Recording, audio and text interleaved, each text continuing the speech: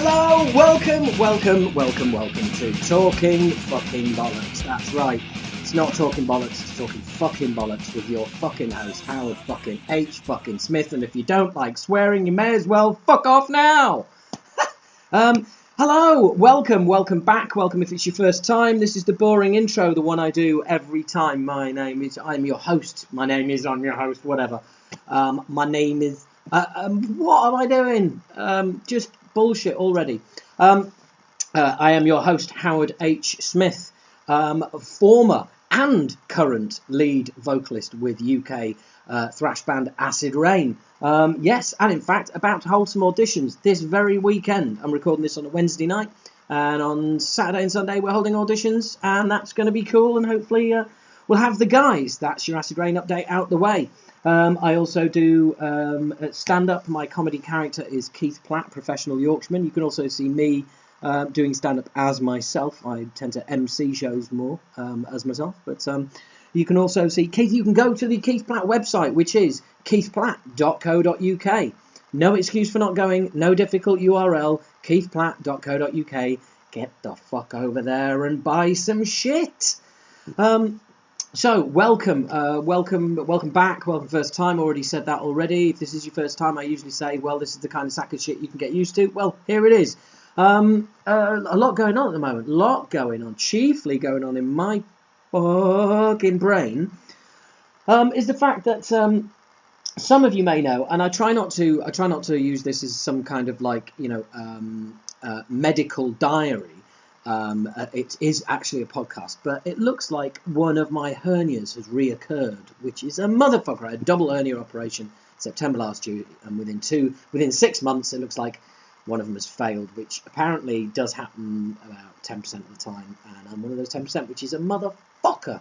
Really annoyed about that, but then, what can I do about it? If anybody out there who's had a hernia knows what I mean, it's just, literally, it is a pain.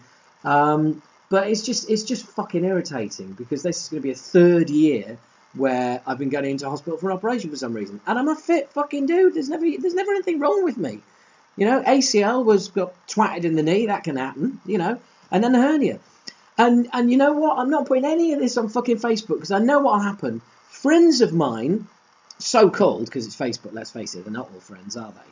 Right? Friends. Comment I know what happened if I put like, oh, looks like the hernia I had last year's reoccurred. I know exactly what would happen.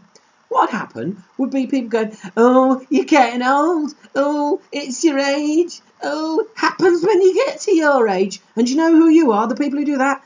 Cunts who are scared of their own age. That's who. And what you do is you're projecting your fear and how you feel about your age and about how you're feeling old, and you want to project that on everybody else. You want to drag everyone down to your level. So do you know what? I had an epiphany whilst writing this Facebook status. I just went, do you know what? Fuck this. Because I thought, what's the point in writing this and then trying to write preemptive bits in it to try and stop writing things that are just going to wind you up? Do you know what? Just fucking don't bother. So hooray, well done. I learned a lesson. Don't put everything on Facebook. I know. I don't anyway, as any of you who've seen me on Facebook know. I don't put everything on Facebook by a long chalk. But it was just a kind of, like I say, it really was not. Epiphany's probably a bit strong, but it was, yeah. Anyway, fuck it. Well, let's move on. You haven't tuned in. Oh God, I've got to stop doing that. You haven't come to listen to this just to listen to me babble on about my fucking health. Although the laptop that we're recording on now, which is the new one, yeah, that went fucking south this week as well, 2 days ago. Lost everything. Of course, all the interviews are backed up. What do you fucking think I am? Think I'd do that to you? Not a chance. So, yeah, it's all sorted. It's all good. Got plenty of interviews in the can. Got a writer's special at some point with Malcolm Dome. That's in the can. Interviewed Keith Harris, who's a extreme metal expert. That was really cool. I've also got Reed Mullen from COC coming up on next month's podcast, and of course the one and only Gene motherfucking Hoglan, man. The godly, glorious Hoglan is going to be coming up later, and you're going to get to hear us talking a load of shit. So I will explain when the interview comes, I will kind of explain a few things around and about it, so you're aware of it, because otherwise it might not make a whole load of sense. So anyway, what's been going on in the world of metal? Well, I'll tell you what has been going on. I just can't. What does my head in, right? Is things like Revolver's Hottest Chicks in Hard Rock tour. Okay, now regular listeners will know I do have a bit of a problem with female fronted bands, and it's not a problem. It's just that when it comes to metal, I just can't seem to get my head around female vocalists. Yes, I know I'm missing out, whatever. It's not a sexist thing, it's just the way it is. But Jesus Christ, the hottest chicks in hard rock, boy, is that fucking, I mean, okay, is it sexist, or is it is it empowering women? Is it empowering women? It's basically the hottest chicks in hard rock is basically just an excuse to put this tour together, and it's being done with an obvious sexist fucking agenda. Absolutely unbelievable that shit like this is still going on. But there you go. It's only fair, because let's face it, those lovies do need a hand, don't they? That was a joke. I do promise that was a joke. So anyway, seriously, what's been going on? Oh, by the way, I did have an interesting run-in with one of the dodgy T-shirt sellers outside a gig this month. And one thing I can say is, these dodgy guys who are knocking T-shirts out for like £5 outside, if you want to really, really, really piss them off, but not be abusive and risk getting chased down the street, just ask them if they do mail order and watch their fucking faces drop. It's an absolute picture. It really is. It is just fucking, it's class. But anyway, so this is quite interesting, right? Because the laptop crashed. Every time I open a new program or something like that, you get the old, oh, welcome to, yeah, fuck off. But also, things just keep popping up and saying, oh, I need activating, sign me in. And I'd done all that months ago. And funnily enough, we're only 7 minutes in, and things keep popping up on the screen. So I apologise if I get distracted or anything like that. I do. I am genuinely sorry. It's just technology. So what else been going on? Dead Kennedys, they're touring the UK. Fuck off, are they touring the UK? There is no Dead Kennedys without Jello Biafra, simple as that. The current band it's just a fucking shit show. It really is. Jello was the voice. He was the passion. He was the lyrics. He was the politics. He was the artistic director. He was everything about that band. Now, I'm not saying that it was him entirely and all the rest of the band were just his lackeys. Not at all. But the way honestly, those two sides just constantly talk shit about each other all the time, and they haven't played a gig together for 20 years, and they're still fucking hating on each other. It's amazing. But in my humble opinion, what's knocking about now is not Dead Kennedys who can fuck off. And I can tell you who else who can fuck off. David Silveria of Korn. Yeah, for those of you who don't know who that is, that's the original drummer who fucked off after, I think it was the third album, or fourth actually, it might have been fourth. And he's now trying to take him to court for earnings since he left, because he never gave up his like 20% of the band and all that. It's like, fuck off. What are you doing? You're way late to the party, mate. You're way late. He was running a restaurant. He's got his own restaurant. So what the fuck is all that about? You can't have it both ways. Just fucking chill out and fuck off. And he's going, he tried to reach out to the band and because he wants to play on the tour where they're playing the first album in its entirety and all the rest of it. You can't pick and choose. You can't suddenly decide to come back all these years later and say, well, if you're touring the first album, I should be on it. No, because it's the band who are touring that are going to play the old album, not old members who haven't been touring. I mean, what a fucking dick move. What an absolute dick move. Can you imagine being in Korn and just getting the fucking letter from the from the solicitor or whatever and saying, oh, you know, yeah, David's at it again. You're just thinking, oh, really, you're necking. Why can't you just fuck off, deal with it? Go and flip some burgers and fucking serve some pancakes and fuck off. Just, you know, just play rat-a-tat-tat with your fucking grill knives or whatever. Grill knives, are they even a thing? Are they? A grill knife? What's the? If it is, great. If it isn't, fuck it. But, you know, just fuck off. You're out the band. You have been for years. Fuck off. And speaking of drummers, I know what you're thinking, but no, it's not that yet. But this is a different thing. This is friend of the podcast, Lars Ulrich. Yes, I want to congratulate my ponytailed friend. He is about on his upcoming third marriage. It's impossible to believe, is it not, that Lars didn't get married right the first time? It's impossible to believe that somebody like Lars is not easy to live with. I mean, any woman would just shack up with him for life, surely. I mean, look, that's really harsh, actually, because anybody who listens to this on a regular basis will think, yeah, Jesus Christ, Howard, no wonder you're single, because fucking, let's face it, what must it be like?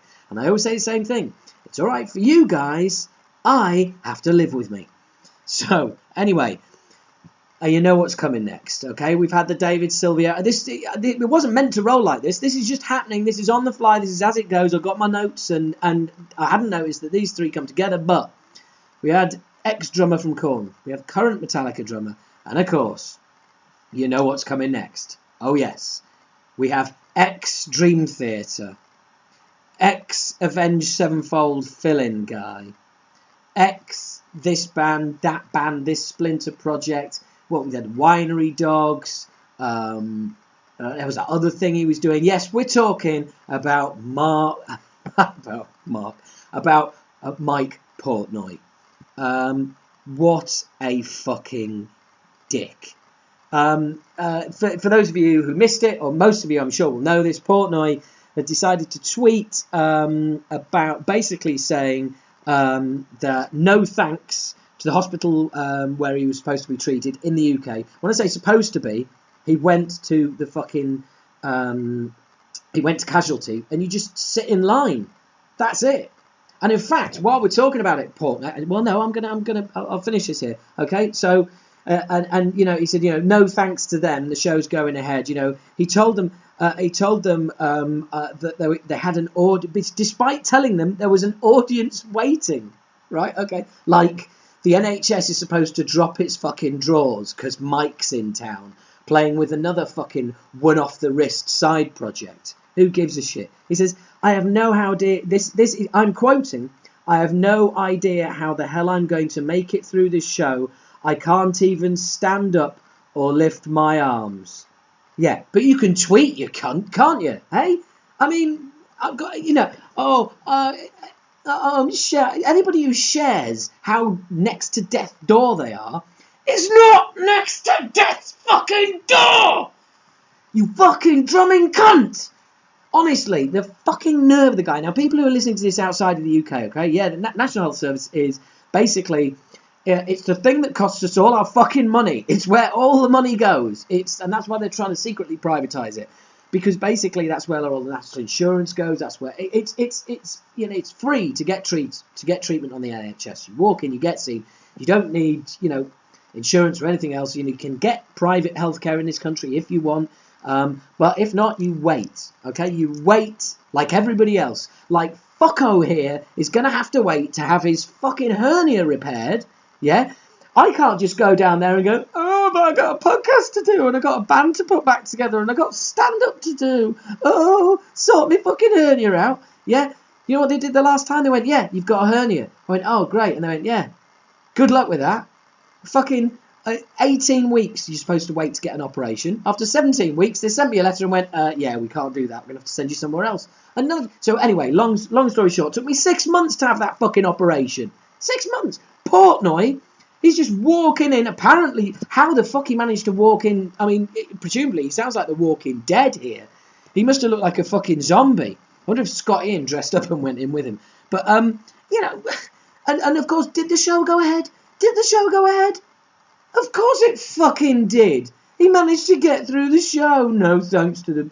to the staff in that hospital. What a cunt. Yeah, sorry, Mike. They were busy looking after people who were actually fucking ill. Now, I'm not saying you weren't ill. I'm not saying you didn't feel terrible. But to act like a prima donna fucking 9-carat gold glass tit. How can it be carat gold if it's glass? Anyway, you never know. You know what I mean? What a fucking prick. What an absolute prick. Nothing sums up better the whole do you know who I am fucking mindset than that. Then, of course, he got shit for it. The whole tidal wave of shit came out. And so then, of course, he starts getting other people in the band involved and explaining what happened and how they went down there and they got picked up by an ambulance that ran out of fuel. Really? Paramedics? I'm not saying that didn't happen. I'm just saying, A, I've never, ever known that to happen. And B, what were they going to do? Just walk to the nearest petrol station? I mean, it sounds a bit weird, but so they said anyway, they had to get in a car and they went to, and he starts getting loads of people to fucking line up behind him and say, oh, yeah, no, he was really ill, blah, blah. And it's like, well, no, you didn't put that much effort into your tweet in the first place, did you? No. The guy's on Twitter all the time, and here's Howard's tip for life, okay? And this is not something that I've learned this over time through fucking up. So please, those of you who don't already know this, take this on board. Never text, never tweet, and never Facebook in anger. Whatever you do, let it fucking settle, chew on it, ruminate on it, talk to a few people, let the anger go, and then you can be cool, calm, and calculated and deliver exactly what you fucking want to say. Okay? Which sounds like a real cheat coming from me, doesn't it? Who's quite clearly all over the fucking place in this podcast. Yeah. But anyway, yeah, look, Portnoy loved his work in Dream Theater. Without doubt, a wonderfully talented drummer. But ever since Dream Theater split, he has become one of the biggest cunts on social media ever. And it's really sad to see because I really, really rate the guy. I've seen Dream Theater a number of times. He was playing with him, and it's sad to see, and it's always sad to hear stories like that where somebody's just fucking acting like a dick. But anyway, that's it. It's really have given him enough airtime. Moving on, Amy Osborne, the other member of the Osborne family. So, you've got Ozzy, you've got Sharon, you've got Kelly, you've got Jack, and apparently no one else. No, Amy Osborne, the other member of the Osborne clan, released a single this month. And it's quite interesting. It's not really, it's not my thing. But I just think that is so fucking impressive. I mean, the fact that she turned down the Osbornes, and the reason she gives is she knew she always wanted to be a singer. And she didn't want to be on the Osbornes because that would be kind of typecast her and people would think of her from that show. And it just showed a lot of maturity and what a great idea. I just got a lot of respect for the girl. What she's doing is just so not metal, it's untrue. But I just think the way that she's handled herself and handled the whole situation is really, really impressive. So that was it really. But anyway, I'm gonna post a clip up on the Facebook page as well. There's a really cool Slipknot documentary on the BBC iPlayer at the moment, and it's called Hellbound. It's up there for another 25 days. If you're outside the UK, try looking it up on the BBC iPlayer anyway. You might be able to see it. Probably not, but there you go. But it is a really, really cool documentary. It's really worth checking out.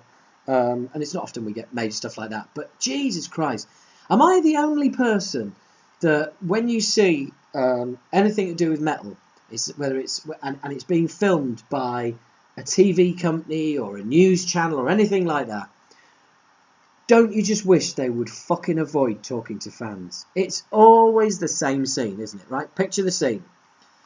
It's a picture of a street. The venue's about halfway down the street, and just in the distance you can see a lot of people stood outside it. And the camera comes along the street, it gets nearer and nearer, and there'll be a voiceover, something like, so and so band are one of the heaviest bands around.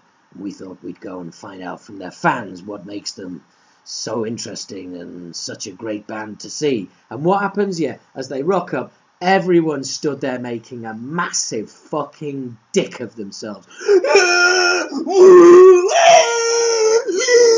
Metal! And they're all pulling stupid faces and giving it the fucking devil horns and fucking drinking bottles of cider and getting their asses out. Or what are you just think, oh, for fuck's sake. Every single person, just about, with a few stunning exceptions, most people who I know are into metal are fairly erudite, fairly intelligent, well-meaning, caring, good people, really like their metal, all the rest, are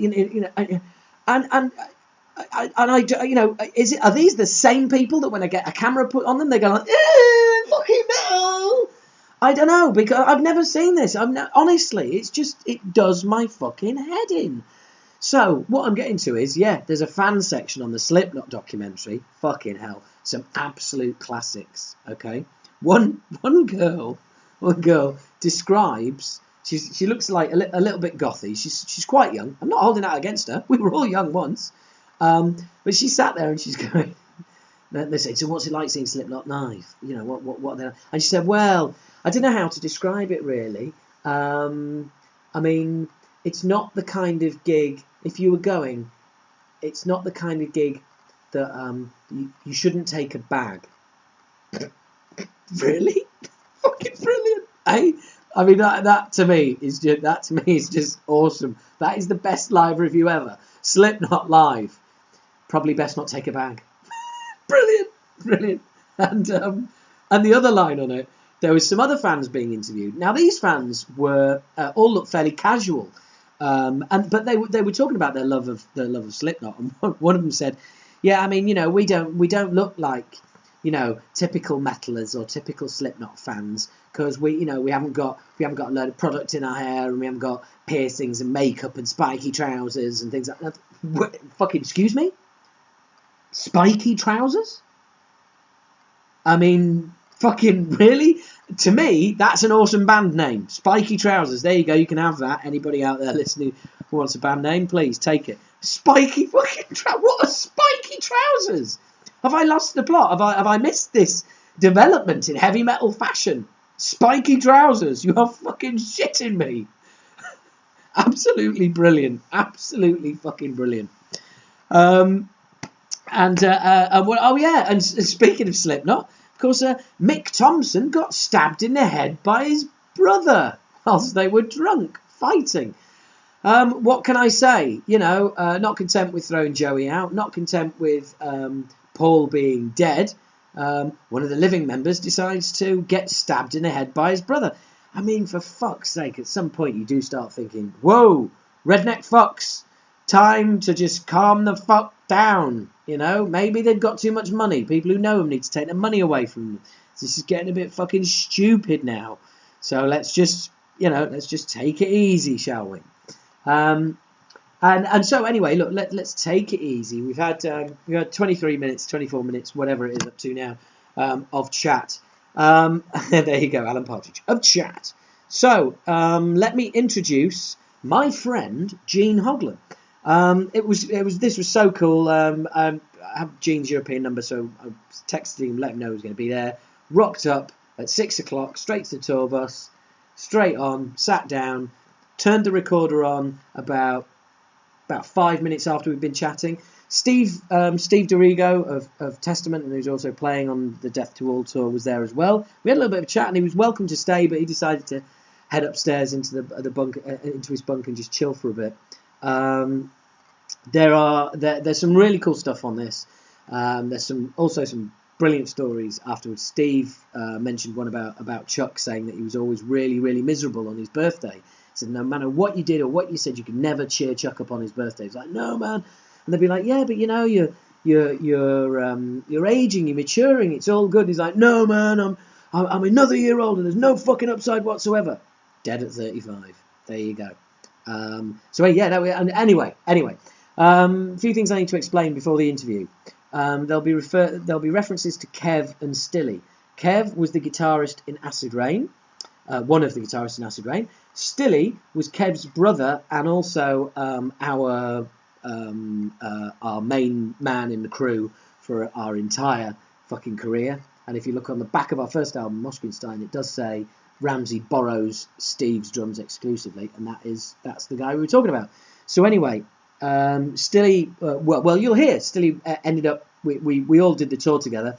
Then Stilly did a few tours with Gene, and then Kev became a tech. Kev still works with Bullet for My Valentine. Again, you'll hear that coming up. So that explains that, because we go straight in talking about stuff like that. Later on, we're going to talk about a tour story. Now, this tour story is basically what happened with Dark Angel. There was a load of us went out. Acid Rain, Dark Angel, and Nuclear Assault. Only me from Acid Rain, actually. Oh, no, I think there was a few of us. So anyway, we all went out, got very pissed, came out of a metal nightclub, and there was 2 rows of cars parked either side. And we had this habit of running over cars. So we started doing it. Everybody started doing it. Back down this street, both sides of the street, but all the parked cars just running, fucking top to bottom, end to end, because they were parked, absolutely packed in. So we were just running over them. Thought it was hilarious, fucked off. In the morning, found out 3 guys had been arrested. One of them was Gonz, as in Mike Gonzalez, the Dark Angel bass player. And you'll basically get to hear what happened and how all of that sort of pans out. So, without further ado, please, ladies and gentlemen, sit back, pin your ears back, and enjoy. I was going to say enjoy a conversation with Howard and Gene. It sounds terrible, doesn't it? Howard and Gene. It's like, that sounds terrible. Oh, it's Howard and Gene, dear. Oh, how have you been, Gene? Yeah, whatever. I don't know where I'm fucking going for this. Anyway, this is me talking to Gene. Enjoy. That was Stilly ended up doing quite a bit of work with you, didn't he? Yeah, quite a bit, yeah. Kev too, to some degree. I mean, they both worked with us too. Like, I know, but they both did Death, and I know I did some strapping with Kev, a part of it. So yeah, Kev's been around, like, even before he started working for, he was working with Cradle, and then he was working with Maiden there for a while. Yeah, he was with Maiden for a while. Yeah, now he's over with and he's been with I think he left Maiden to go to Bullet, and he's been with them ever since. Okay, well, good for him. Awesome. Yeah. I love him. I miss him both. Yeah, me too. Mm-hmm. I mean, Stilly's coming over in a week, and he'll be like crashing at mine for a couple of days. Cool. As you may or may not know, I'm trying to resurrect Acid Rain. Okay, that's fun. But it's I'm as far as I've got is it's going to be me and 4 other guys. Oh, okay. Not sure who those guys are yet. Well, no, I think we're just about there. Okay. Mac was you remember Mac, our bass player? Yeah. He was on board until we got offered a tour. Ah, okay. And then he saw the dates and was like, "Yeah, shit, I can't do this." Yeah, damn. Yeah. So it's a shame. Yeah. But if people want to hear those tunes again, then sure. It's just that's what it's going to be. Cool. Well, that's fun. But yeah, I've been messaging. Well, bassists are always easy. Like, get a blonde guy in there. Long hair guy. Oh, he's back. He looks younger than ever. Yeah, just any old blonde guy. Yeah, he'll do. Yeah, any blonde guy. Yeah, totally. And obviously back when we were touring, it was just everything was Dark Angel back then, and it's been amazing to kind of see your career just go on so many different twists and turns. Shit. Coming back to Dark Angel, is it like coming home in any way? Yeah, it is. It's really fun. Like, it's a home that is very polite now. Like, we used to rip on each other and just... Oh, I remember. Yeah, and now everybody's real polite, real nice. I mean, I've changed a lot. I'm not the taskmaster I used to be or anything, and having a new, better attitude and putting that out to the rest of the guys. Everybody's like super cool. It's been a blast. It's been super fun. So yeah, we're in the process of writing a new record now, and probably do some more stuff later this year or next year or something. I know. I mean, that's kind of my regret with not having the original, the not having the original lineup again. That's kind of my regret, is not being able to have that vibe. Sure. Of, wow, everybody's a lot more chilled out. We can actually enjoy it this time instead of stroking our egos. Sure. So much. Totally. But I guess it happens. Yeah, we got together a few times and we had a couple of drinks, and like you say, the dynamic is totally different. Yeah, sure. Totally different. Sure. Yeah. Everybody's just a lot more receptive to ideas and gives everybody space, and is more at home with who they are. I mean, we were just kids, weren't we? Totally. It's kind of weird to looking back on it. We did so much at such a young age. Yeah. It's like, it's no wonder everything kind of just gets lost along the way. Yeah, indeed. And but like you said, you've kind of, I mean, it was kind of, it seems that your career has just developed the way it developed. That's just how it happened. It's not some sort of grand plan to kind of just go from project to project, and it's just kind of worked that way for you. Is that pretty accurate, or did you kind of, after a while, think, actually, this is kind of cool, this is what I want to do? Well, I guess there was a bit of a grand plan. Like, I always figured that, no matter what Dark Angel is, there's bound to be an end to it at some point. So if there is, then, all my heroes, drum heroes growing up, were the guys like Tommy Aldridge and Cozy Powell, and guys that just moved from band to band to band, and I was like, well, they did it, I might as well too, so I guess I always figured that if, say if Dark Angel doesn't last forever, I'm just going to play with as many guys as I can and just keep jamming and play with a bunch of killer musicians, and maybe having guys like Tommy Aldridge and Cozy Powell as heroes being transient is not a bad thing, and move here until it's not fun, and then go over there until it's not fun, and go over there to maybe make some money, and then go over here to, hang out with new and fresh dudes, and so that's been awesome, The way, but also that's kind of the way the business changed as well. That's the way the industry has changed over the years. That's kind of that kind of route has been. It's worked out well. Well, it actually has been fortunate, because like trying to do a band, even if you are the leader of a band, and like say you're the one that's writing all the music, and say maybe making the lion's share of the cash, you still got to take that band from zero up to somewhere, and that could take years. So I just figured just jump right into somebody who's already doing it and make yourself invaluable, and then they have to pay you a shit ton just to keep you. So that's how it's kind of worked. Yeah, no, I like that. So kind of like a limpet on a whale, just kind of like surviving off it. Yeah, sure. I mean, it was. Yeah, but like you say, you've worked with some killer musicians. Some have been like, with Devin, obviously with Chuck, which is like why you're here at the moment. Refreshing. And I came to see the Death to All when it was in, I think it was November 2014. Yeah, sure. Which was 2013. Was it? 2013, November 2014. Oh yeah, 2013. Yeah, of course, it wasn't a few months ago. Yeah. That was, that was really well attended, and it's just a beautiful night. Yeah, it is. It's super fun. It's like beautifully created.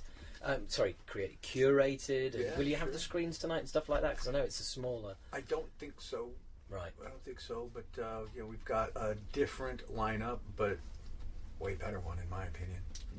It's super fun. This is my dream lineup with Death, having Stevie D and Bobby on guitar, and Max, who is our main dude. He's awesome. He's a great kid. He's really fun to be around. So this tour has been a blast. It's been a dream. It's been awesome. So.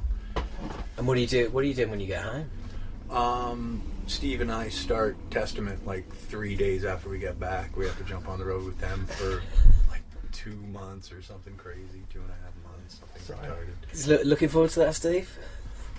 You kind of have to. Yeah. But you're gonna fight it. Can't hold back the waves. Sure. You're at the beach. Oh, of course, we like to be busy. But being on the road, it's the only way to live this life. Certainly, the way the industry is now, isn't it? Absolutely. time at home is costing you money. Yeah, pretty much. And so that's why I do as much as I can to make myself money when I'm not on the road. That's why I put out like DVDs and have a line of shirts and stuff, and people buy that. And so if I do have 2 months between tours, still got an income. That's pretty good. So yeah, and obviously getting back together with the guys. What happened? Obviously Jim was one of the original guys. Are you still in touch with Brett at all? Personally, not. I'd love to be. I'd love to hang out with Brett because he was awesome. But he's one of the guys that kind of just disappeared off the planet. I put Don Dottie on the guest list tonight. Oh, fabulous! I really enjoy that. So just keeping in touch with everybody. Like, for instance, Mike Gons, our bassist, he and I lost touch for years and years, and it wasn't until he reached out a few years ago when I was coming through with Death Clock or Fear Factory or somebody, 2010. But it had been since 92 to 2010. Wow, really? That just lost touch with him completely. And I still see Eric, and I'd see Ron and Jim. I'd go over to his house and stuff. Jim doesn't come to many gigs, but Eric will always come to any gig that's going on, and Ron would come out. Ron now lives near Seattle, so if any of my bands are playing in the Seattle area, he'll come out. Him and his wife Judy will come out. So yeah, we've always stayed in touch. It was never an acrimonious split at all. It was just when Ron said, look, I just can't do this anymore, and we just kind of figured, well, we could take 10 months and try to find another singer, or why don't we all just kind of go our separate ways right now? Well, the thing is, the way that Thrash was then as well, it's kind of like it kind of made a lot of decisions for you. Absolutely. Our decisions were made for us. And a lot of people ask, hey man, did grunge kill Thrash? It's like, no, Deicide and Morbid Angel killed Thrash. Cannibal Corpse killed Thrash. Death metal killed Thrash at that time. You see, now I think I was asked about this recently as well. I was like, because I had somebody saying in the UK, do you think the UK death metal scene killed Thrash? Certainly in the UK, I can't speak for over there, but Thrash died all on its own. Yeah. Do you know what I mean? Yeah. It just died out to a certain extent as well. Did it commit suicide? Did it just not be creative enough? Where everybody just, there was it just drained itself. Yeah, sure. It was just churning, sure. and it had got generic and vanilla, sure. and then all this other shit came out when people were going, well, this is brutal. This is the next level. Sure. Good point. The only difference being vocals. Yeah. Which kind of that kind of sort of split people, I think. Yeah, absolutely. But I said decisions were made for us. But it was such a shame. I think I remember speaking to you on MySpace. I think. Yeah, sure. Yeah. And I think you were saying it was a real shame because I really wanted to hear the next Dark Angel album. Mm-hmm. I wanted to hear the next record with Ron going back to that Leave Scarves kind of more growly delivery and less singing. Yeah. And I remember you saying, hey, that's what we were going to do. That's where we're at, yeah, absolutely. And that's where we're at with the new material, is with Ron's vocals. He's really aggressive now. His voice has got this timbre to it that it didn't have in the past. And he's got this richness, and he sounds like a man.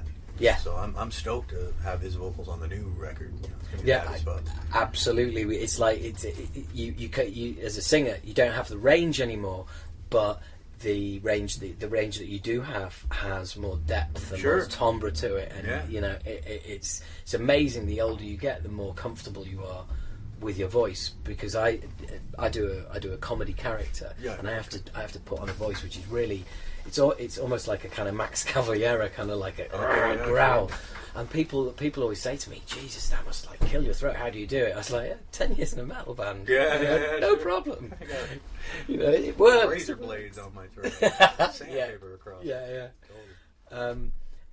And I'm in touch with I've been in touch with Guns for a few years over Facebook and stuff like that, and because he's got the whole Viking thing he kind of doing as well, which is, and you guested on that as well, didn't you? I did. I played drums on it. We actually got Guns in the band. It was the singer Ron Ron Erickson was like, God, I don't have a bassist. And I was like, why don't you call Gons? And I think that's how it went down. And then he started laughing. He was like, hey, I reunited Viking to reunite Dark Angel, essentially, because he was trying to get Brett as well. He was trying to because Brett was in Viking originally, and so that would have worked with his heritage. Yeah, that's perfect. Yeah, well, they it was Brett Erickson and Ron Erickson. They were brothers, but not in real life. But that's what they told everybody because they were two redheaded guys. Well, it's the Scandinavian Smith, isn't it, Erickson? Yeah, sure, absolutely. Yeah, cool. So, you reconnected with Gons. How did anybody particularly go, hey, why don't we do the band again?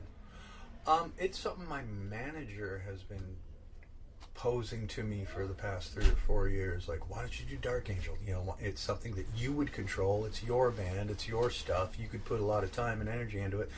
You wouldn't just be a hired gun for all these bands. You would have something of yours that, being a hired gun for these bands, it pays decently. But, if he was looking at it from a financial standpoint, Dark Angel would pay the most, You would stand to make the most out of Dark Angel than you would playing for all these bands that you do, which is cool. But, the real money is when you own the property yourself. And I'm like, I understand that.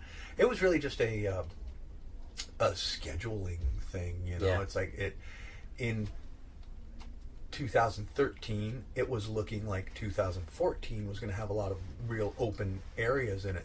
Testament was going to be doing whatever they were, and which wasn't all that much, and so it just kind of became a like, why don't we try it? And then Don Doty came out, and he did some separate thing where he just announced, I'm putting the band back together, and we got in touch, and we're like, hey, well, let's try to make it work with, 2 vocalists or whatever, and didn't work with Don. So we just said, okay, well, so long, good luck, and let's get the 5 guys together from Leave Scars, and, because that was the most fun lineup anyway. That was real fun. Jim's great. And yeah, we're having a good time and writing real aggressive music. So. Yeah, because like I said, that was a fun lineup. But when I toured with you, it was Brett. What had happened with Jim at that point? Well, Jim had just, I guess, maybe just being on the road wasn't for Jim, right. And so he just stepped aside. And Brett was great. Brett was awesome. I love Brett too. Jim, Brett, 2 of my best friends. So it was like, losing one best friend to having to stay at home while you all go to summer camp. Your one friend has the broken leg and he can't come out to play or whatever. So, nice. So you got your other buddy to come along and have some real, have a lot of laughs with. So it was great with both lineups. I loved them both, and both guys are great writers in their own. Jim Durkin and Brett Erickson would be a great writing partnership for anybody, so yeah, that's pretty cool. Because time Does Not Heal was kind of like, that's where everything just came together, wasn't it? Cool. I think so. I remember when I remember you. You did a signing session in Tower Records when that still existed. Oh, okay, yeah, sure. Before the Marquee show. Yeah. And they were playing Time Does Not Heal, and obviously it had been out a while. Sure. And I remember we were sitting talking for some reason. There was like a gap in they hadn't let people in or whatever. True. And there was just a certain part in one of the songs, and you just turned to me and you went, "That is how bass drums should sound." No, nice. That is how it should cool. sound, because it's still a killer production. Awesome. I mean, friend of mine calls it a hangover cure. He plays that album if he's hungover. It's just like that. That kind of just works for him. Cool. But yeah, it was kind of like when everything came together. But I mean, those at the wrong time. Yeah. Well, looking back on that tour we did, you think that was so incident packed. There was so much shit that went off on that tour. Yeah, sure. Again, like we were just saying earlier, because of our age. Yeah, sure, absolutely. Yeah, just doing dumb shit and thinking that you're bulletproof. Absolutely, it's like A, you're young, B, you're in a band, and C, you're in a country where we could just sneak out of here. Absolutely. No one will notice. Yeah. And it just kind of didn't work that way at all. Yeah, sure. I mean, because I remember I quit Acid Rain about for a few gigs before the end of the tour, or got kicked out, whatever. Glenn was saying that he wasn't going to do any more shows with Nuclear Assault. Okay. Because they wanted him to go over to Finland and play a show on their own after, because we were all going home. We were all heading back to London. That's right. I remember that. Yeah, and he was like, no, I'd rather lead the band than do that show. Wow, and that was all kicking off. Then there was the whole Guns thing. Yeah, sure. Which I still remember. We were the following day. We were all making jokes about it and like drawing chads on the back of the bus saying, you know, bunk for hire, see Gene. Yeah. I've still got a picture of that. Wow, that's fun. And then it just all got kind of really somber, didn't it? It didn't work out. Like, because we you know, if you've read the Rock and Roll Handbook, you do crazy shit. You get thrown in jail and the police slap you on the wrist and let you go. Yeah, exactly. That's the best, you know. And they hadn't read the handbook. No, they slapped us on the ass and clamped us down. I mean, how is Gons? Can he play Germany okay? Oh, yeah. And Yeah, that's been a forgotten incident. You know, I guess what happened? We were getting a merchandise advance for that tour. We just hadn't been paid it yet, so we just pretty much had to take that merch advance plus like another $6,000, because it was 31,000 American dollars to get Gons out.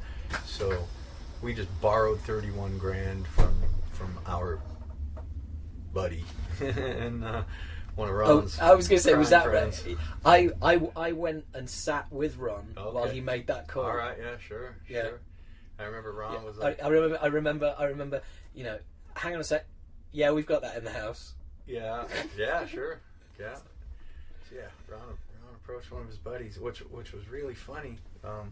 Well, I probably shouldn't even use the guy's name, but yeah, that guy was going to jail for shooting a couple of people, and when we got that merch check, this guy had an auto body shop as a front, and so when we got the merch check, the Great Southern, our merch company, was like, okay, do you want us to make this out to, like, you know, Dark Angel Incorporated, or do you want 5 individual checks, or how do you want us to pay you? And we were like, well, just make it out to Ed's Auto Body, please. And they're like, what? Just make it out to Ed's Auto Body. All right, great. Yeah, we're to buy a Dark Angel truck and drive around. Yeah. So I guess, you know, we took care of it, I suppose. You know, we took care of our 25 grand, and I remember I'd call up Gons and tell them that we bought a bass slave. You know, get over and mow my lawn, Gons. Fuck you, asshole. I remember you. Yeah, because I mean, it's yeah. We look back now, but I remember you when you came back from. He'd been in jail for about 3 days. Yeah, and obviously you and Paul, Brett, Paul Loseby. I think. I don't know if Paul went, but I know that we had. I got to the point where it was just me and Brett, because we went a couple of different times, and whoever the promoter rep in Germany was, you know, he would drive us in his car over to the jail and hang out with Gons, bring him stuff, and which they wouldn't let you give him. Yeah, but he was in for a week, and fortunately we had, you know, Dan Lilker to jump in and play with us and stuff. Yeah, I remember that. You know, at least we carry on. But you know, it was real sad for Gons. But you know, he's not permanently scarred from it or anything. I mean, he's pretty much the same dude. You know, just not much of a love of the German language. Yeah, sure. Because I remember. Oh, and you remember Dodds, the T-shirt guy? Yeah. Yeah, he says hi as well. Oh, cool, man. Yeah, it's been forever. Yeah, I know. He's because I remember waking up the following morning because he got taken. It was Eric, Gons, and Dodds that got snatched up. All right. And Dodds speaks a bit of German. Yeah. And this guy came in to basically do a lineup, or you know, say like which one of these guys was it? Sure. And in German, this guy said to the police it wasn't any of them. Wow. And the police said in German back to Dodds, it's got to be one. Pick one. Oh my God. So that's could have been Eric, could have been Dodds. That's Todd's is like, it ain't me. Yeah. These fuckers. I don't care about these guys. Yeah. I'm not even in a band. Yeah. Well, we just looked at it like, I think, because we were in Nuremberg, and I guess there's an American armed forces base in town there, and every time they would snatch an American being an idiot in town, they would have to let him go. Yeah, put him in a cell and cool him off. And then then the MPs turn up and take him away. Yeah, and I think they were just really stoked at the fact that, hey, we got an American now, and he's a rich American rock star, no less, and, nobody's going to take this guy from us. So, and that was the thing. They told us, look, if you don't come up with 50,000 Deutschmarks, you're never going to see your friend ever again. And we did have to weigh that decision for a minute. No, I'm joking. Yeah. How much? Yeah. How much do we? Can you put a monetary value on it? On how much you like a person? We would have paid double, but. Oh, you say that now? Yeah. Now it's all over. Yeah. So shit. That's just how it worked out, and it's like, okay, well, we don't make that money off that merch advance, but at least we got Gons out of prison, Yeah, he brought him home to his family. Sure. Exactly. I mean, that's one hell of a war story, isn't it? Yeah. We got one of the coolest. Yeah, yeah. So to see. Then we ended up in a mass brawl about 2 nights later. Okay. I think it might have been Hamburg. I remember the venue was called Volksspiel Dunkensheim. Okay. Because somebody drilled that into me. And we ended up in a mass fight there 2 nights later. And that's where one of the drivers got cut in the head, and the police turned up to the tour bus. Holy moly! Yeah, it was. I forgot about that. Yeah, we were fucking crazy back in the day. Sure. It's just like, take the youth, give some elephant beer. Yeah, sure. Remember that shit? Yeah, some elephant beer, some screwdrivers. Yeah, and just it'll all kick off and go wrong. And of course, you guys, you're going to meet. You're going to be on the. Are you on the same day as Nuclear Assault at Bloodstock? Ooh, I didn't know. No, I'm not sure. I think you might be. Wow, yeah. Awesome! That's great. I know. Yeah. Nuclear Assault. Yeah. So you get your get Dan in on bass. Well, hey guys, do you mind sitting aside? Yeah. What's funny is Dan came to our. I think Brutal Truth was playing the Neurotic Death Fest in Tilburg, Holland. Dark Angel was headlining one night, and Dan came out to the show and blew everybody off. Ron goes up and he stayed at Ron's house for a week. He accidentally killed Ron's ferret. And the fact that we played in the band for a week and all that, and Ron went up and was like, "Dad, how you doing, man? What's going on?" He's like, "Who are you?" And you can't say something like that to Ron, It's like, you're either his bro or fuck you, And so Ron was choked, and I don't blame Ron. It's like, wait, this guy came to your house. This guy, you guys were best pals. And Dan just forgot Ron. Granted, Ron looks a little bit different, not that much. His hair was just a little bit shorter. That's it. Maybe put on 20 pounds or something since then, but essentially was the same guy. You'd think you'd remember him, but I know Dan likes to puff, and he's probably slaughtered quite a few brain cells, but to be honest, this is not the first story I've heard that Kev had the same experience. All right. And wow. And this is when Kev still looked like Kev, as opposed to looking like as opposed to looking like a cartoon villain as he does now. Yeah. So he still had the beard and the long hair and everything, and Dan was just not a clue. Wow. Not a clue who he was. Damn. I mean, I've been in those moments as well, and especially back when I was drinking and stuff like that. But if I hung out with you for a long time, I think I'd remember you. But yeah, even Dan to me was kind of like, who are you? I'm like, well, I realized I look a lot different, but yeah, I was odd. Maybe he was on some pills or something. Who knows? But yeah, he just blew off all the Dark Angel guys that went up and said, "Hey." So. Oh, that's really, really weird. Yeah, dang. I even did something for his book. They got a book out on him in the States, and somebody wrote a book on Dan Lilker, and somebody called me up and said, "Hey, do you have any Dan Lilker stories?" It's like, well, as a matter of fact, I do. Yeah, got some more you can add. Some new ones. Yeah. It comes out in paperback. Just hit me up for the new updated version. That's right. Yeah, you could just draw. You could just do a page and just say who's Dan Lilker. Yeah, sure. Yeah. That is so weird. That is so weird. Yeah, odd. But hey, still, I love Nuclear Assault. Always will. So yeah, that's exactly. cool if we're playing the same day. That'll be awesome. Yeah, I know, and it's really cool. It's like John and Glenn are back, and I don't Awesome. think Anthony's involved. He never seems to be involved because I went to go see him a dozen years ago now, like 2003, 2005, or something like that. A strapping young lad was playing in this. Oh, do you want a water? No. I was just going to move, so you just put the mic down. Actually. Yeah. Nuclear Assault played some little club in a town that I think I was in town with strapping and ran over to this little club and got to see him. That was awesome.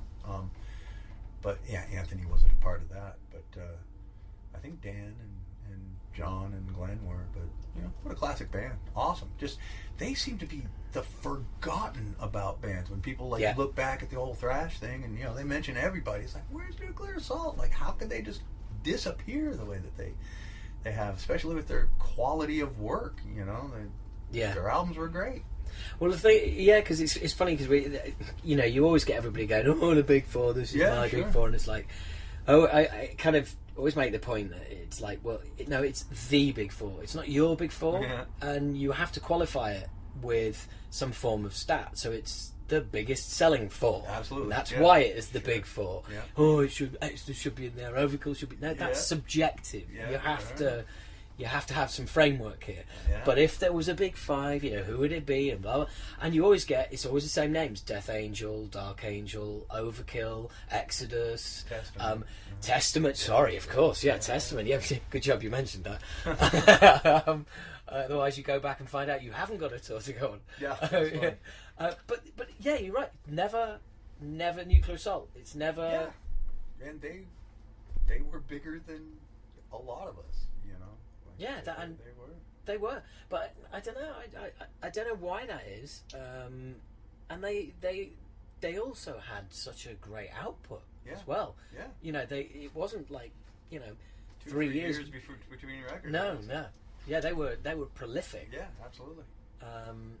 But and great guys. I mean, we had some real fun times with them. We took them twice. Cool. Yeah, first one not quite as interesting as the one we did with No, you. right. Yeah, it didn't kick off, but it was in our own country, so you're on your best behaviour in your own country. Sure, yeah. And then the minute you go abroad, it's like, let's fucking tear shit up. Totally. Let's damage this place. It's not ours. Yeah. And I think I remember going out in I think it was Groningen in Holland with you guys. Yeah. I think it was you guys. And I remember coming out, and we literally, it was the whole bus, it was everybody were going out. Yeah. And the only people that weren't coming out was Stilly, Kev, Mac, and Adam. So basically, Stilly and the rest of Acid Rain.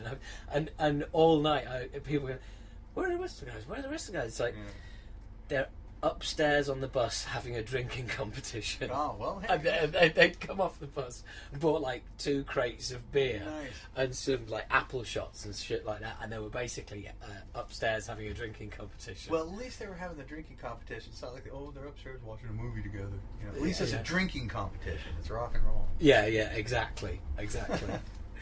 But I know you did quite. I mean, you've worked with, I think, 2 genuine kind of out there geniuses, and that is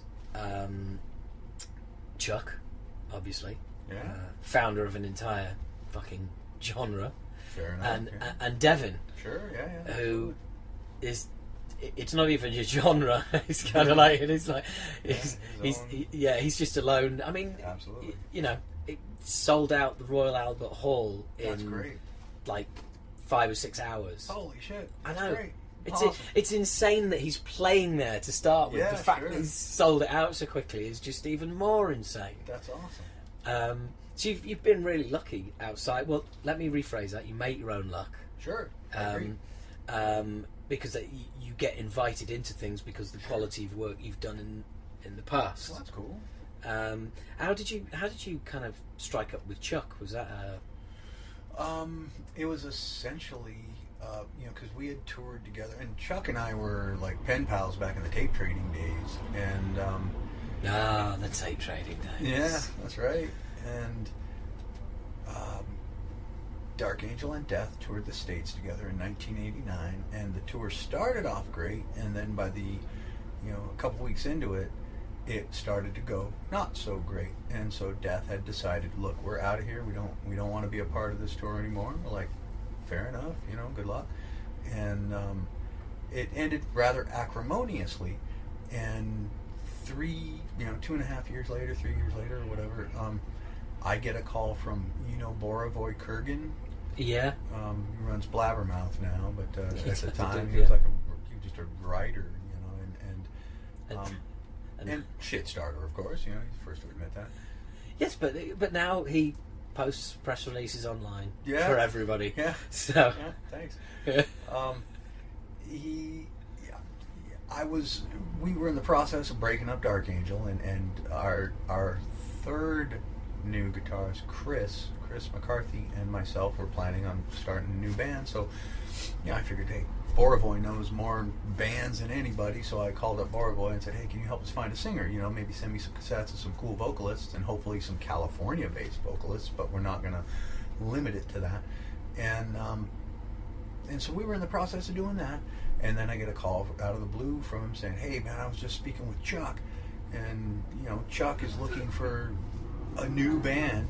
He's dropped the old band, so he's looking for a drummer. Would you be interested? And I'm like, wow, that would be interesting, because we had a lot of war of words in the press here, with like Metal Forces over here and perhaps Kerrang or something. And you were both band leaders as well, weren't you? Yeah, and so I was ragging on him, and he was ragging on me in the press, and he was ragging on us more than myself, and we were ragging on them more than, like, say, Chuck or anything. But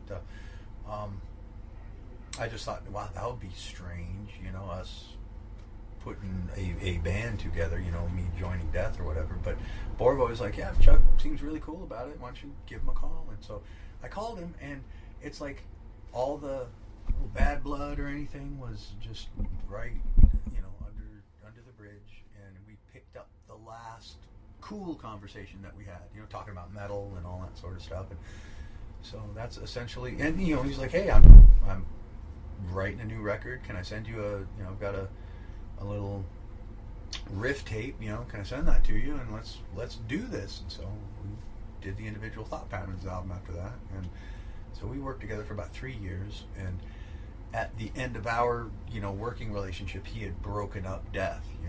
It was kind of a last act of defiance towards the record label. The record label, he felt, was not managing Death's path the way Chuck envisioned it. So he's like, I'd rather break up the band than carry on with this label. So that's what he did, and he broke up the band for 3 years, and it was another 3 years before he put out another product. And by that time, I'd moved on with Devin and stuff. So yeah, there you go.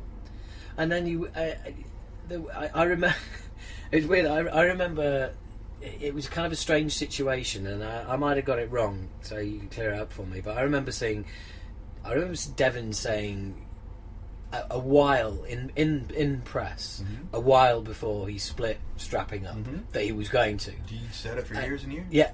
And I remember you. Yeah, and I remember that. I remember seeing an interview with you saying, "Yeah, well, I know him pretty well, and I'm sure, I'll be the first to know when that is actually going to happen." Yeah. But was it a kind of, was it like constantly? It was always just round the corner, or kind of like when we first, like when I got the initial call to work with Devin, he had said, "This is going to be my last Strapping Young Lad record for Century Media, or my last.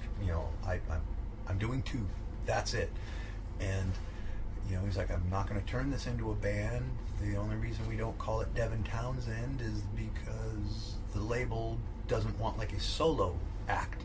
So we had to come up with some name for it. So Strapping Young Lad it is, and which is a great name. Yeah. Like how cool and is that? abbreviates great as well. Yeah, sure. It's just like, yeah, this is cool. Yeah, totally. And so I knew before we even tracked City that he was not intending on doing this for forever. He's like, yeah, I've got this, aggro stuff I got to get out of my system, and then I'm going to move on and just carry on with my Devin Townsend career. He had just recorded Ocean Machine, the first Devin Townsend record, and I was kind of the one that, while we were recording City, I was like, because Jed and Byron were both there and for the recording, and I was like, wow, this is a great vibe, man. We got a great thing here. We should turn this into a band, and we just kept kind of leaning on Devin towards that, and he acquiesced, and all of a sudden we had a tour of it was a tour of Germany or something with the Full of Hate festivals, and Devin gave it as much of a go as he could, and then before the end of the year, that's when he kind of snapped, and he got committed into an asylum, which I don't think he needed that. He was fine, but his family committed him for a while, and me and Byron went and visited him at the loony bin, and Devin was never crazy. He was just hyper, I guess, and then they put him on the happy pills, and that just seemed to kind of change everything. Like Gone was the manic Dev. It was just kind of like even keel, and the music started becoming even keel, but he didn't want to do strapping anymore. Fair enough. We would still go out and play strapping stuff live under the Devin Townsend moniker, but I really dug strapping. That's still my favorite metal band, whether I was ever in strapping or not. That would still be my favorite metal band. Yeah, totally.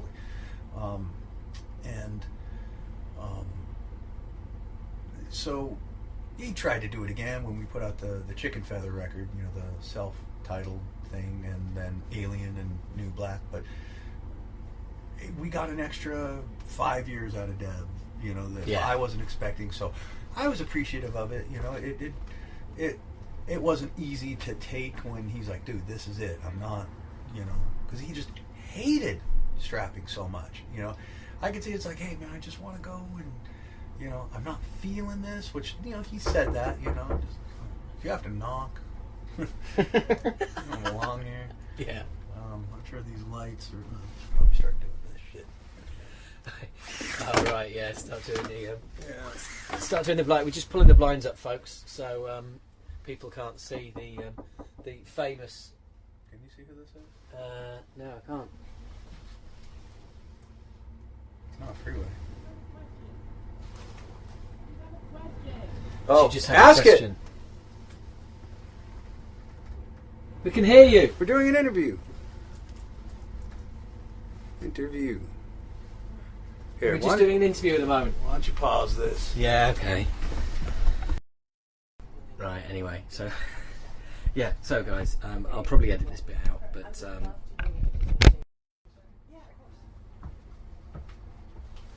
yeah, this is all very interesting, actually. Gives me a chance to breathe through the Death to All tour itinerary, which is huge. Wow, it goes on for some time. Thank you. But well, at least you got to. You got main stage festivals played and stuff like that under your belt with strapping as well, didn't you? Yeah, a lot of that. And since then, so I loved strapping, and it was just a real cool band of bros. Like I'm bros with Jed, bros with Byron, still bros with Dev. But that's always the toughest question to answer. Like, hey, will there ever be another strapping? It's like, why don't you ask Dad? Yeah, I don't wouldn't think he's presume. ever going to be. Yeah, I wouldn't presume because there is no answer, is there? I mean, he's in a place where he wants to be, which is awesome. Yeah, he's stoked to be there. So, and good for him. Fuck, selling out Royal Albert Hall. That's amazing. Yeah, good absolutely. Good for Dev. Totally. And it's kind of like it's almost like a sort of multimedia experience now when you see him. It really is kind of like his own personal identity. Just cool. Branded across the stage. It's quite clearly sure. Just an absolute total pure vision. Wow, nice. You know, Very cool. yeah, very, and you know, and hopefully that's how the new Dark Angel album's going to be as well. this nice, pure, brand new vision. How long have you been working on it? Writing for the last, God, Jesus, 8 months or something like that. On our own, Jim and I have only gotten together like a couple of times, but I got plenty of riffs. He's got plenty of riffs. I've just been stuck busy doing tons of this stuff. Like my period in November was supposed to be getting together with Jim a lot. Like I live in San Diego and he lives in Lakewood, California, which is a suburb of Los Angeles. So he's about 2 hours away from me. And I was going to be spending this last November going up to his place, a couple times a week and working out riffs and ideas and stuff. But then Death had Ron Rinehart on drums, and he got sick. He had to get sent home, so I got the phone call saying, "Hey, can you be out here essentially tomorrow?" So okay, there goes all my Dark Angel writing time and working on the Testament record as well. So it's been a little busy since I got home from that, Christmas and then NAMM show and then all that stuff. So we've got some tunes written and they're kick ass. I'm stoked on the Dark Angel stuff. It's gonna be awesome. Like we're just gonna try it. We're gonna try to destroy everybody. Try to, or at least destroy our other output. Just. Yeah, because that's the best band that we can. Yeah, because that's the high watermark, isn't it? It's the last album. Sure. This is the follow up to Time Does Not Heal that you never got to make. Sure. Yeah. And would you? And it's just something that I'm never sure of. Would you incorporate blast beats in Dark Angel? That's a question that we've had to ask ourselves. Because they are so fun, they are so awesome, and Jim has written a couple of tiny pieces. Like he's like, I love blast beats, and we helped design them through our speed back in the day. Like guys from Napalm Death are going, yeah, we were just trying to play what you played. Guys from Mayhem were saying that the whole the whole Norwegian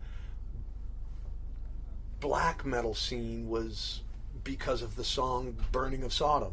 Everybody wanted to try to play that fast, and we actually did double time on all that, but to a lot of people it just sounds like a blast beat, like a slower blast beat. But we were part of the aggressive well, I don't want to say innovation of it, but we were part of the inception of the idea.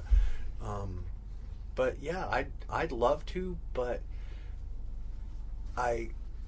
the one thing we are going to try to do is encapsulate as much of ourselves as possible. And well, that's a good question. Jim's got a couple of parts that bring a blast beat to mind, and he's like, we should. We don't have to beat it to death, but just because we are an 80s thrash band doesn't mean that we can't update to some degree. And so the way I figure is we will update in certain degrees and we won't in others. Yeah.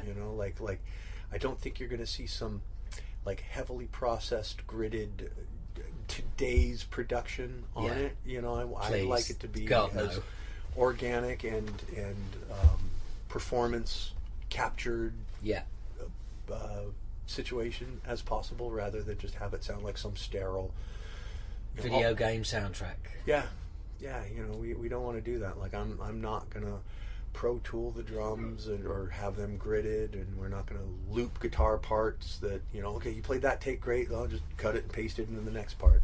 We're going to play it all. So, yeah, that's one thing that we're fortunate that, we are from that era where it's like, hey, that's what we did in the day. Let's just do that again now. Yeah, we're going to do this really original idea of the musicians are going to go in, play the song, and someone's going to record it, and then we're going to mix it down, and it's going to sound fucking great. We're not going to have lab guys in lab coats with editing tools or anything, fully. So that's it. Yeah, no, I mean we're going to be doing some new stuff, and we kind of demoed a few bits and pieces, and we've had that kind of blast beat conversation. Yeah, we we can't. We're not going to go that route. Sure. And it's interesting you hear saying, well, we just because we're from then doesn't mean we can update if we want. And that kind of, that's just, I don't know. There's just something there that for me is no, I just can't do it.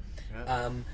But I've done some guest vocals for a couple of bands in the studio, and they've been when I've listened back and they in the studio fine, and then I hear it on the album that comes out, and it doesn't, to me, it doesn't sound like me. To me, it's kind of like, that's not the take I did. Wow. Okay. It's been shifted, it's been corrected, and it's just kind of like, no, you know what? I'd rather have people slagging off my vocals again than people going, wow, he's fucking great, he's really improved. When it's the technology that's improved, not me. Yeah, sure. And I just think it's really refreshing to hear you say that, because I think there's a big chasm that a lot of bands are disappearing into, and there's a lot of production that's coming out that's the same, and it's really sad. There's a loss of identity. Like for instance, you have a band like, say, Exodus or somebody. I personally do not want to hear a gridded Exodus.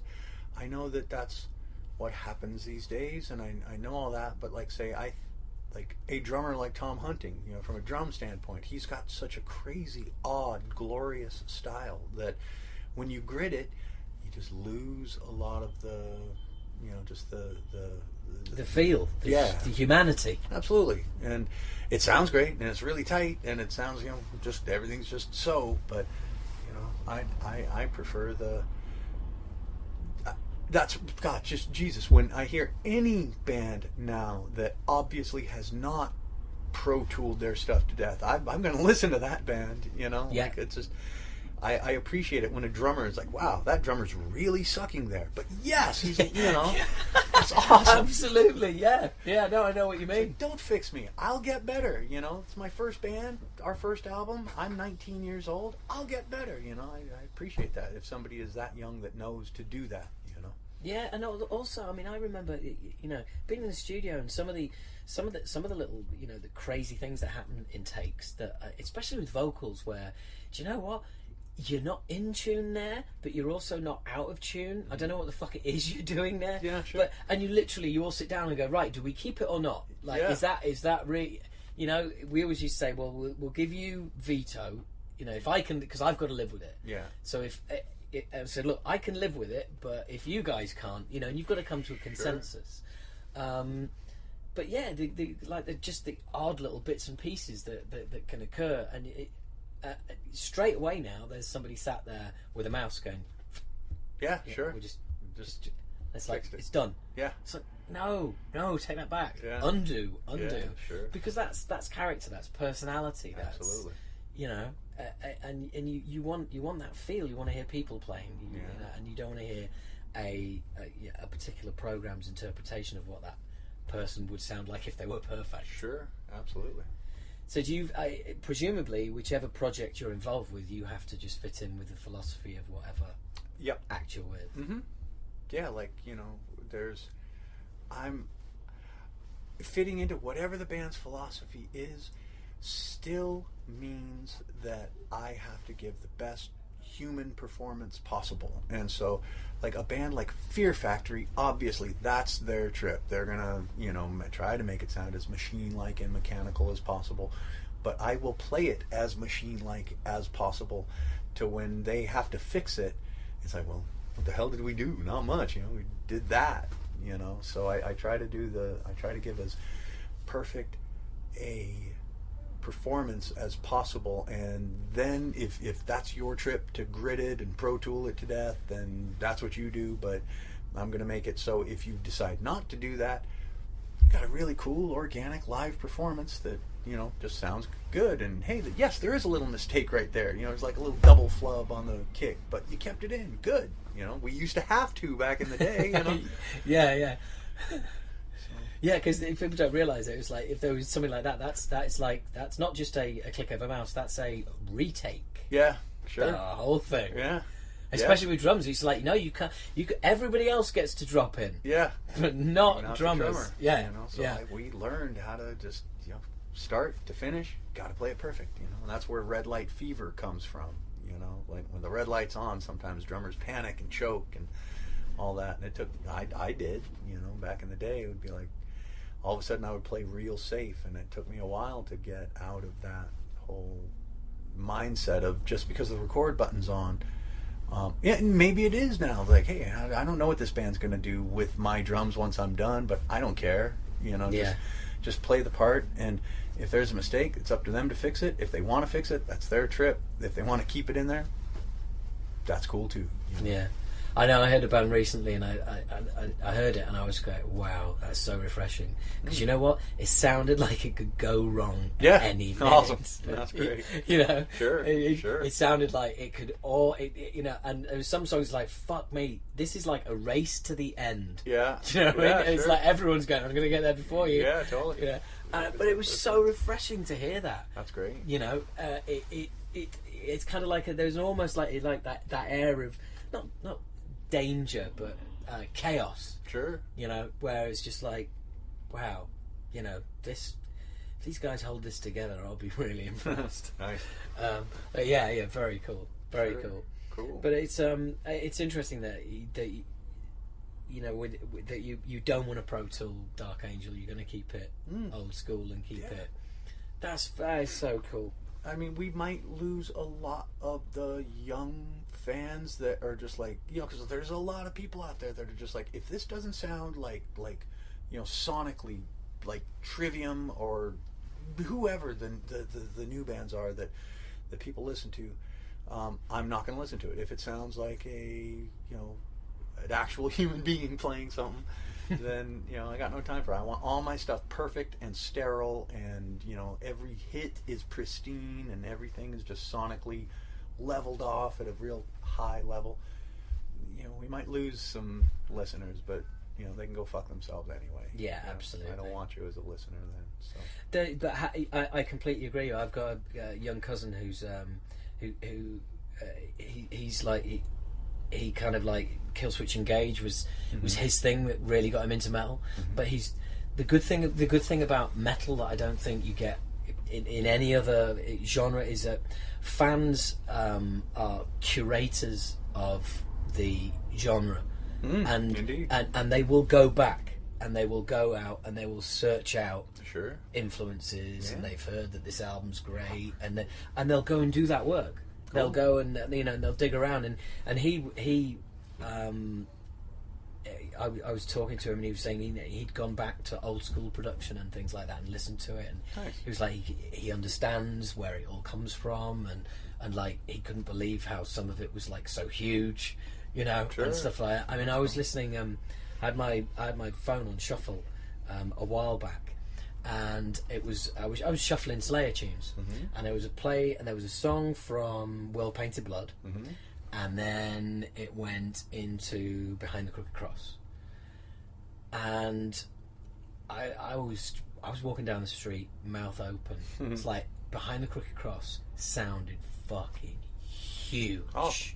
It just sounded like, to these ears, it sounded incredible. Awesome. Back to back with an album that was at the time probably 2 years old. Yeah, sure. I was just thinking, is it me? Have we gone backwards sonically? Yeah, are we really just reversing the truck? Yeah. It just sounded so poor compared to it. Sure. But then playing it to somebody new school, and they're like, that sounds awful, man. Yeah, sure.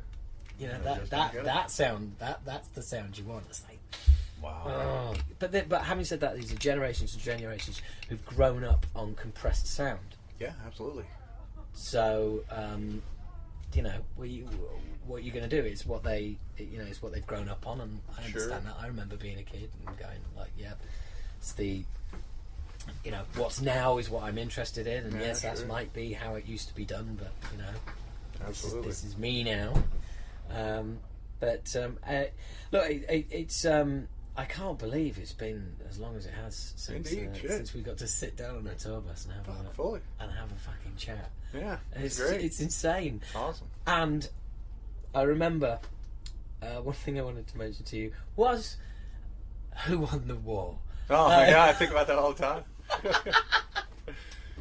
Yeah. Because just for listeners, Gene and I used to have constant debates about who won the war. Because I used to say, yeah, well, obviously we won the war, and you said that, you know, well, it's taught in America that, you know, we won the war. Yeah. You know, I was like, we had this. It was an ongoing kind of debate, wasn't it? And your argument was like, you guys showed up so late. You know, like, well, took you guys long enough to get there. You guys don't get any credit in this.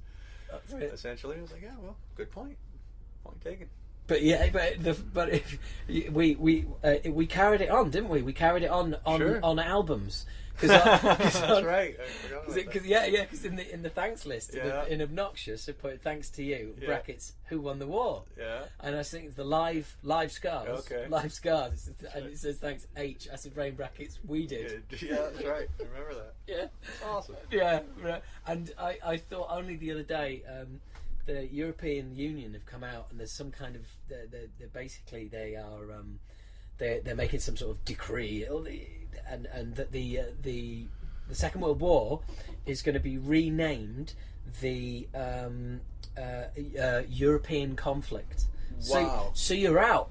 Wow. Yeah, you're absolutely you're out of the running. Yeah. You're getting forgotten about We don't completely. get a credit. We don't get any special thanks. Also ran.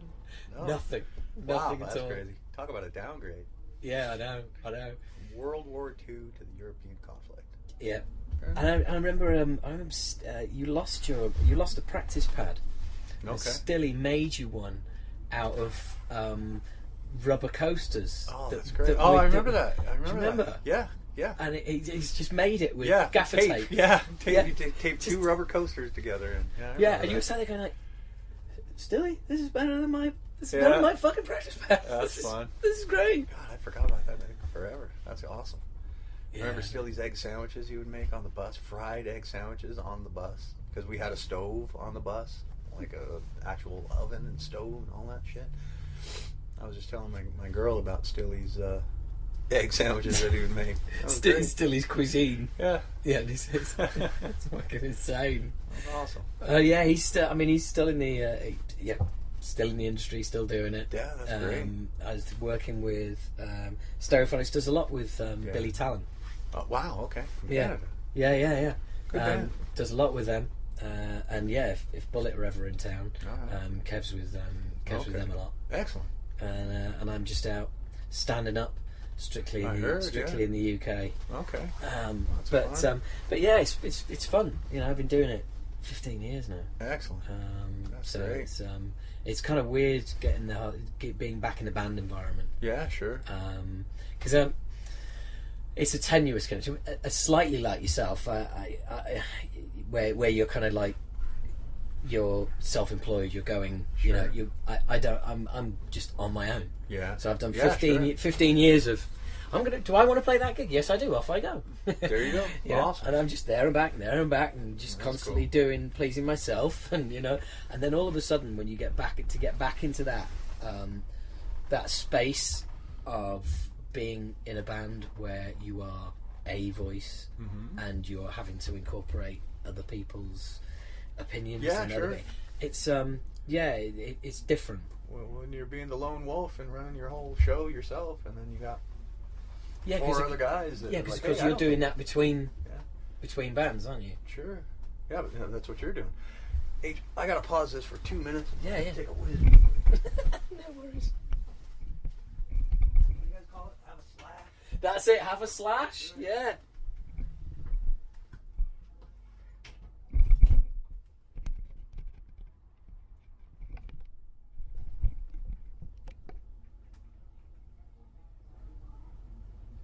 Okay, so Gene's just going for the loo. So we're just going to keep recording here for a while.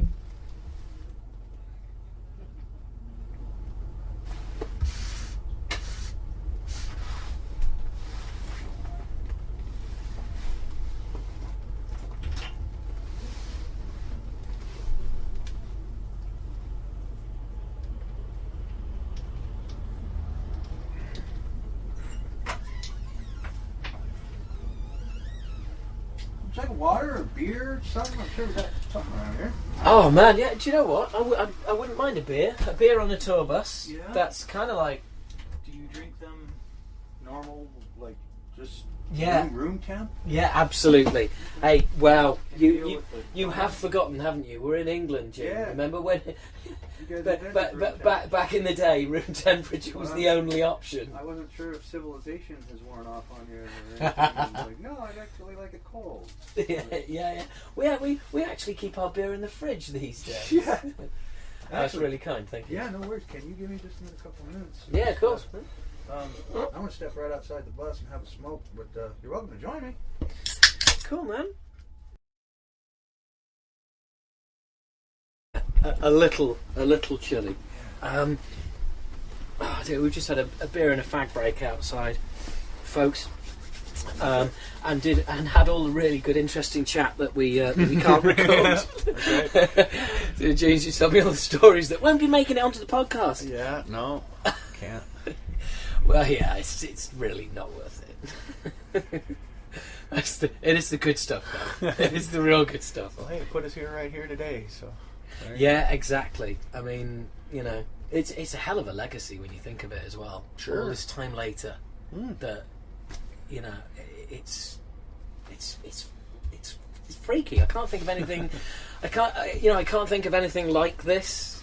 There probably is, you know, in other genres. Sure. But I can't think of anything that has ever been in metal like this. I agree. You know, like when you lose the front man, and especially one as important and vital as Chuck was. Hey, it's all over. us frontmen are important. Yeah, fair enough. Yeah. You know, so that's, you know, got the blessing of the family, and they're into it, and you know, I'd imagine they make a decent cut off of this, which is good.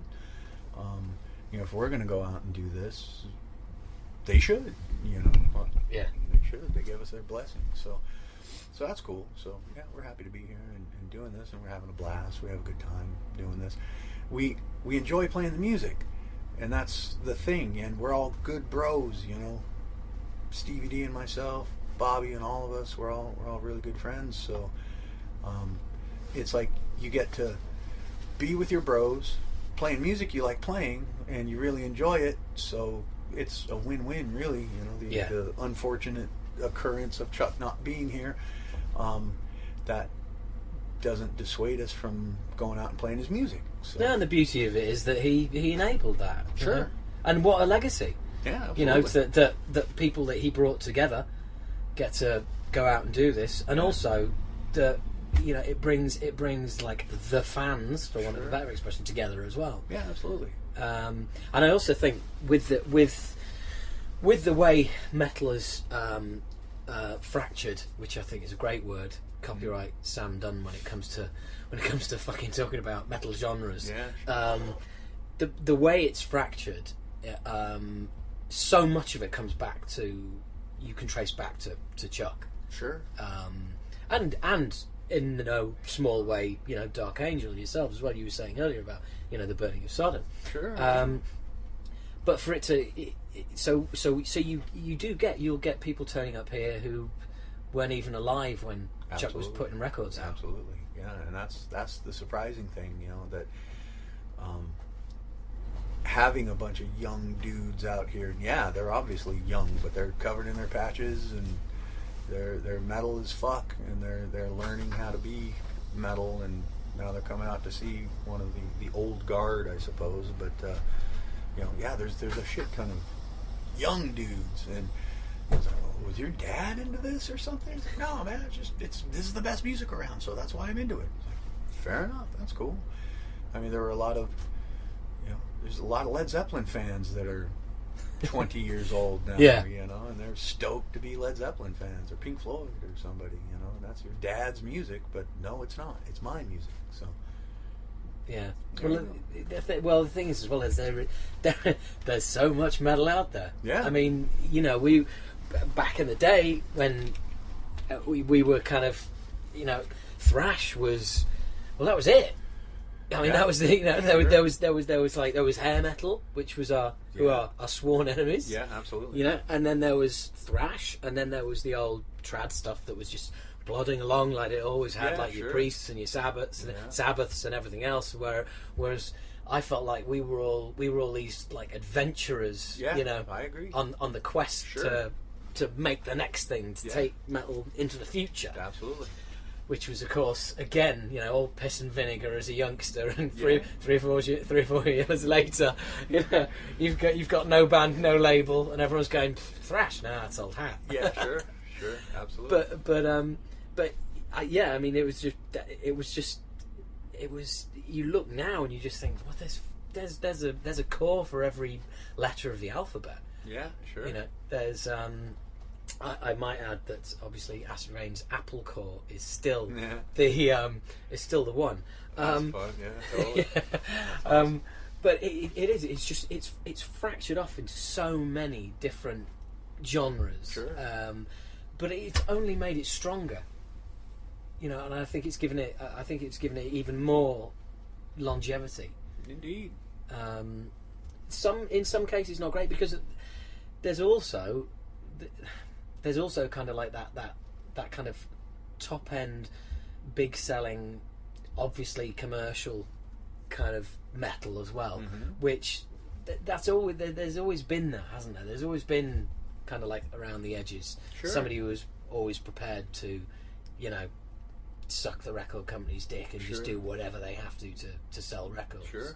And that still exists now, but to me there just seems to be a little bit of a crossover into kind of, I don't know, maybe even more pop and kind of pop metal. I'm not necessarily calling out Black Veil Brides or Avenged Sevenfold, who I'm incredibly disappointed in, because 10 years ago they were a cool band. You know, I went to see them in a couple of venues, of course, that no longer exist. And they were really cool. Whereas the last album sounds like, you know when you have that conversation in a rehearsal room when you're putting a song together, and someone goes, "What about this?" and everyone goes, "That's fucking great. That is awesome, but we can't do it." Because that sounds like A, and everyone goes, "Ah, fuck, shit." And it sounds like Avenged Sevenfold did the opposite. You know what I mean? It's like somebody went, "Wow, dude, do that." But it sounds just like Metallica. Let's do that then. Fair enough. And it's that kind of like. But then the industry has changed. I don't know where I'm going with this, by the way. But the industry's changed so much that the other part of me thinks, well, yeah, you know, if you want to have a platinum selling album in this. If that's what you're in it for, you know, if that's what you want to do, if that's what you're in it for, then it's quite sad that you know, I'm on some Avenged Sevenfold trip here, and I'm not trying to tear them down, but the album that gets them to number one, that sells a shit ton and has them selling out Wembley Arena and all the rest of it. It's quite sad that it's just full of 80s and 90s references. You know, it is essentially, you know, there's this is our Guns N' Roses song, this is our Metallica tribute song, and it's essentially, it's just quite sad, because there's a shocking lack of originality from a band that I, you know, saw originally, who, you know, were kind of trying to do something different. They came out of a hardcore background, you know, but fuck it. Absolutely no idea where I was going with that, Gene. Fair enough. It's a good tangent, though. Well, thank you very much, because I pride myself on my tangents. And my listeners, of which there's more than two, I promise. Cool. Have got used to it as well. I mean, it's, you know, they enable my. As I've often said, my podcast would essentially just be me shouting at the air in my house. If it wasn't for these guys who like actually listen and download and whatever, which is really cool. Excellent. And I get to just mouth off every month about, you know, what I think about metal. Nice. What do you do? Not that you ever have any downtime. What do you do? This is it. Like this is it. It's all music all the time. Like at home, when I'm off tour, I'm in the studio with my fiance because we've got a project together, and we just recorded for the first time last week, like 2 days before I came out here. We were tracking our first like just demo or whatever. Oh, that's awesome! Congratulations. Thanks. And so that's what I do when I'm at home, and she's my best friend. She's awesome. We have a blast together, and we're also in a band together, and we also, that's our songs are our children.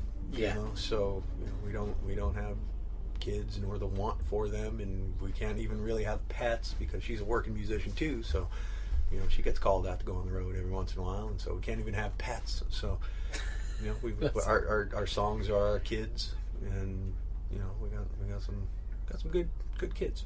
So, oh, that's cool. And what kind of style is it? The coolest, most extreme metal we can come up with. She's full extreme, like she's from full death metal background, and she's like full shredder. Everybody that ever sees her play is just like, you're fucking kidding me. She's gorgeous, and she plays guitar better than any dude I've seen. That's cool. You've got the best of both worlds there, Gene. So yeah, she destroys on guitar. That's fucking insane. How did you get together? We were both hired into the same band, actually, a band called Meldrum, and Michelle Meldrum and myself were bandmates when we were teenagers. She was my first guitarist, and so she was also in that band. Remember that band Phantom Blue? No, I don't. They were a shrapnel band, all female shred band. Right. And they were on Shrapnel Records, which hosted all the shred guys like Tony McAlpine and Richie Kotz and all the shredders from back in the day. As a matter of fact, I remember when Brett and I were, they got us a hotel the night after we saw Gons that day. I remember going to the hotel, and there was like MTV Europe doing an interview with Phantom Blue. I thought that was pretty fun. And so years later, Michelle had broken up Phantom Blue, and she had her own band Meldrum together, and she was based out of Sweden now because she was California when we met. She had married John Norum from Europe. From Europe, yeah. And the band, not the whole fucking continent. Yeah. So, and they had a little boy together, and as we were recording the new Meldrum album, I had just completed the drum tracks. Lara, my fiance, she was brought in to be our bassist. She was a guitarist, but she was brought in to be our bassist. Right after I tracked my drums, the guitars were going to start the next week, Michelle passed away. And Shit. So I decided to finish the record, so I contacted Lara and said, hey, would you mind playing guitar on this thing? She's like, yeah, I'll learn all the songs on guitar. And so we went up to Vancouver, Canada. That's where I was living at the time, to track it. And so, we just spent a whole lot of time together, and we were just bandmates for a while. But then, just over the course of time, we just ended up getting together. And then, when it became apparent that Meldrum couldn't really carry on, it's like that would be a situation like this, where the singer is gone, but we were trying to get signed, but everybody was like, well, if the namesake of your band is not with us anymore, how much of a band can you really have? It's like, well, fair enough. So we decided to just branch off and just write extreme next level metal. It's kick-ass stuff. So, hopefully we'll get some kind of product out before, hopefully the end of the year or something. We'll see how that goes. But we've got the basics done for a demo now. So that's really cool. I mean, would you tour it? Would you go out together? Absolutely. Yeah, that's why we're doing it. So we hang out. Yeah. Hit the road and hang out, and she gets paid for it too, right? Because she comes out on the road with me all the time. But she's like, "Fuck this, man! I'm going to come out when I'm doing this." So that's cool. Yeah, that's brilliant. How long have you been together then? 6 years. All right, cool. Yeah, that's her. Wow. Yeah, wow. You're punching above your weight there, fella. Yeah, indeed. Yeah. Jesus.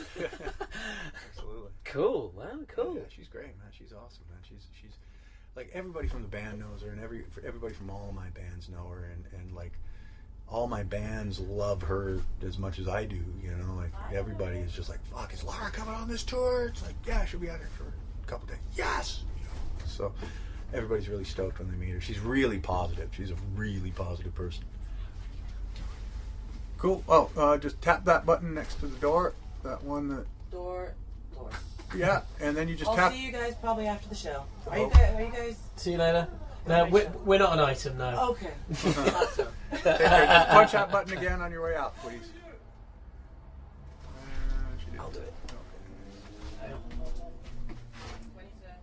Yeah. Got it. That's right. Yeah. That's awesome. I'm really happy for you because the thing is, being on the road as much as you are, it's like, you know, how the fuck do you meet someone? Sure. Well, that's how you meet them. Yeah. They're in a band, of course. Yeah. And, Silly me.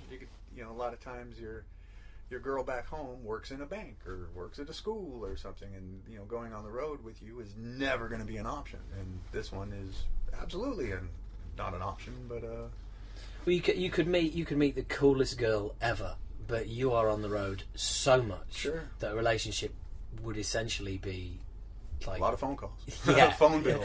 yeah, great, wonderful. Oh, I've got this guy, and he's wonderful. He pays my phone bill. Yeah. Because he's never around. Yeah. No, I get that. But that's awesome. I'm really pleased for you. Thanks. I know. When we were in touch over MySpace, you just lost your mum, I think. Yeah. And was would have been about 7-8 years ago? That was 6 years ago. It was 2008. It was I remember it was October 20th, 2008, and we were in Vancouver recording the Meldrum album. So I lost Michelle and my mom within like 6 months. Michelle's like my best friend for 25 years, you know. Oh. So you know, that and losing my mom, I was like, oh fucking hell, you know. And Lara was a big help getting me through both, you know. She was a huge help. So that's cool. Yeah, you need people around at a time like that. I mean, I know. I remember seeing it, and I remember messaging you actually, and because you sent me a message back, because I think I'd lost my father about a year before, and I totally knew what you were going through. You know, and it's a hell of a thing to deal with.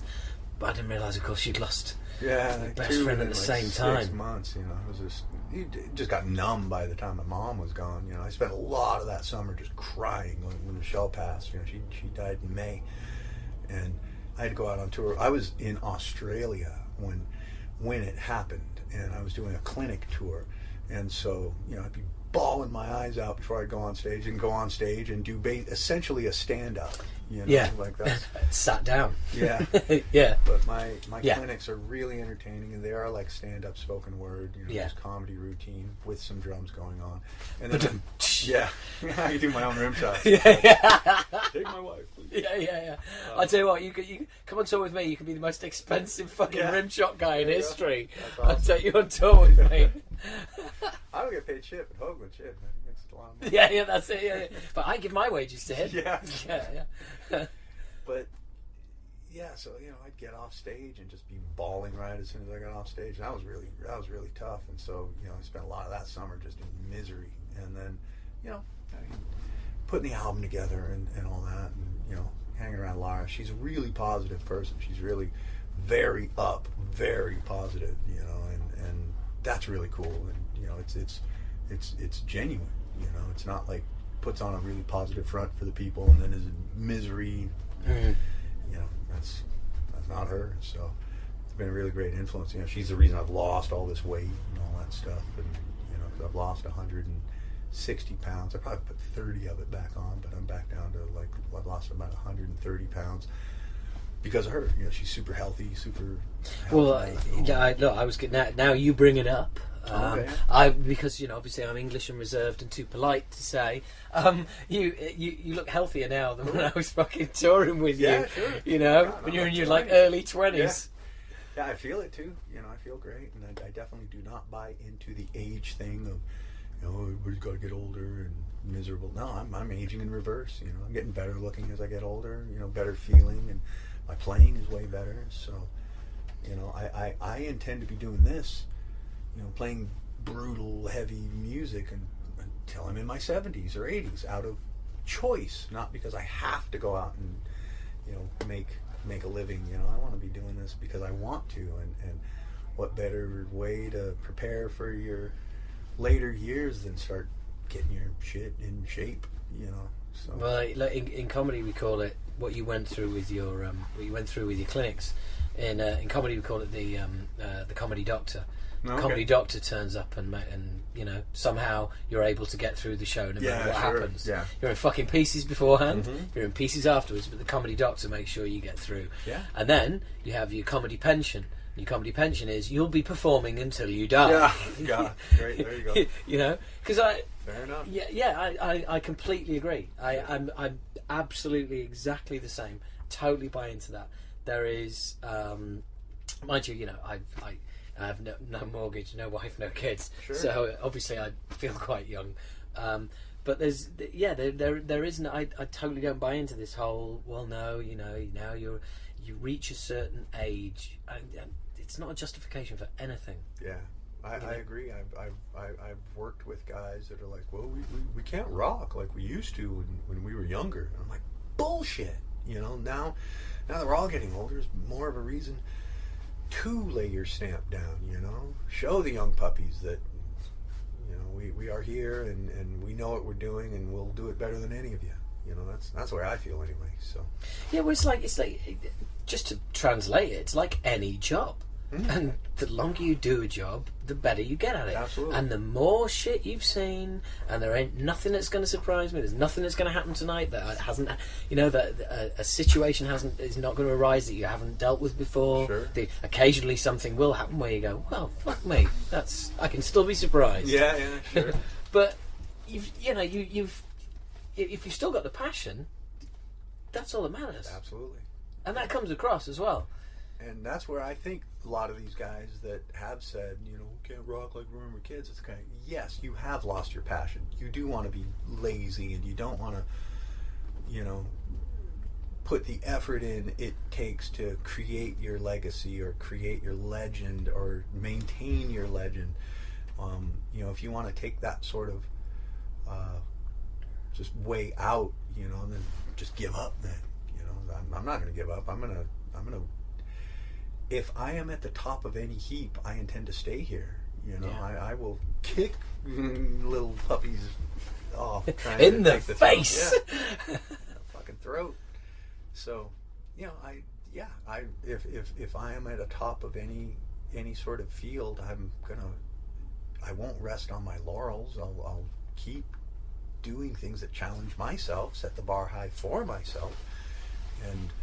You know, yeah, I could have 10 bands right now where all I do is play like AC/DC beats and, you know, you get to relax, you know. On tour, you're playing with Death and Testament and doing all this crazy stuff, and now you can come home and just be in a little combo. It's like, no, I'm going to come home and play even more insane stuff on the stuff nobody's heard yet. So. Yeah. Oh, at least you've got a little band with your wife. You can go and do some acoustic stuff and, you know, and go and play the country circuit. Exactly. Nope. No, we're going to take over the metal. That's not the way the family Hoglan rocks. That's right. Yeah. Well, but it is. It's. I'm just going to use a line from Taken. You have a unique set of skills. Oh yeah, sure. Yeah, and we'll use them. Yeah. So use them. There's no point. Yeah, there's no point in having a Rolls Royce and keeping it in a garage. Sure. You know, you've got to get out on the road and you've got to do it. That's right. Speaking of which, how does tonight work out for you? Have you sound checked yet? Yeah. We sound checked earlier. Now is usually my nap time because I'm a serial napper before the show. You mean we sit here talking? We sit here talking about that age thing. That's bullshit. But it's nap time for Gene. That's always been. Like, I've always actually, do you know what? I'm remembering that. I think I remember that from. Just take a little nap before the show, and that keeps me from doing cocaine. You know, yeah. I need something as a lift. You know, usually I just take a little nap, and there's my Coke. Do a tiny little shot of Red Bull or something, and then I'm good to go. But it's, you know, I'm not gonna nap tonight. It just. Have I ruined your nap time? That's all right. No worries. Did you hear that, podcasters? Right, okay, just check that out. Okay, Yeah. this is exclusive time with Gene. I didn't say no. I just said don't worry about it. Yeah. No, that's okay. I'll try it without a nap. I might still be able to. Usually, Don't say this. If it's not a good show tonight, I'm going to get the living shit kicked out of me. but that's just it. It's going to be a great show. Of course. Either way. Yeah. So Everyone is a great show. Yeah. Do you still wear ankle weights? Yeah. Yeah. Wow. Yeah. Cool. I had to pull them out of my bag before I came on this one. I'm not wearing them on this tour just because my bag was already like well overweight, and that would have added an extra 8 pounds with 2 weights. So Yeah. I just pulled those out and was like, oh, okay, just go the tour without them. You know, use the first couple of songs as your warm up. I don't even warm up that much. You know, it's like, wait. This tour, I haven't warmed up at all before the show. Like, I've gotten like 3 minutes to warm up before every single show that we played. We've only played 3, but so I've warmed up for a total of 9 minutes on this entire tour, pretty much, because it's like by the time I get in, you know, take a pre-show dump and There's your warm up right there. right there. Yeah, Well, exactly. That's helpful. Yeah. Yeah, every band does it. So, yeah, I just don't have much time to warm up, and that's okay. Yeah, I thought of those. you the other day. I had to buy some ankle weights because I had an ACL reconstruction on this terrible. knee. Yeah, on this knee about 18 months ago, and and because they take part of the hamstring, it's just it's fine, and I've worked on my rehab, but you just have to totally fucking overdo it to get your hamstring back to anything like how it was, because they take a fucking chunk of it. You know, it's now in my knee. Wow, great. So basically during the day, a friend of mine said to me, "Look, just wear an ankle weight. Yeah.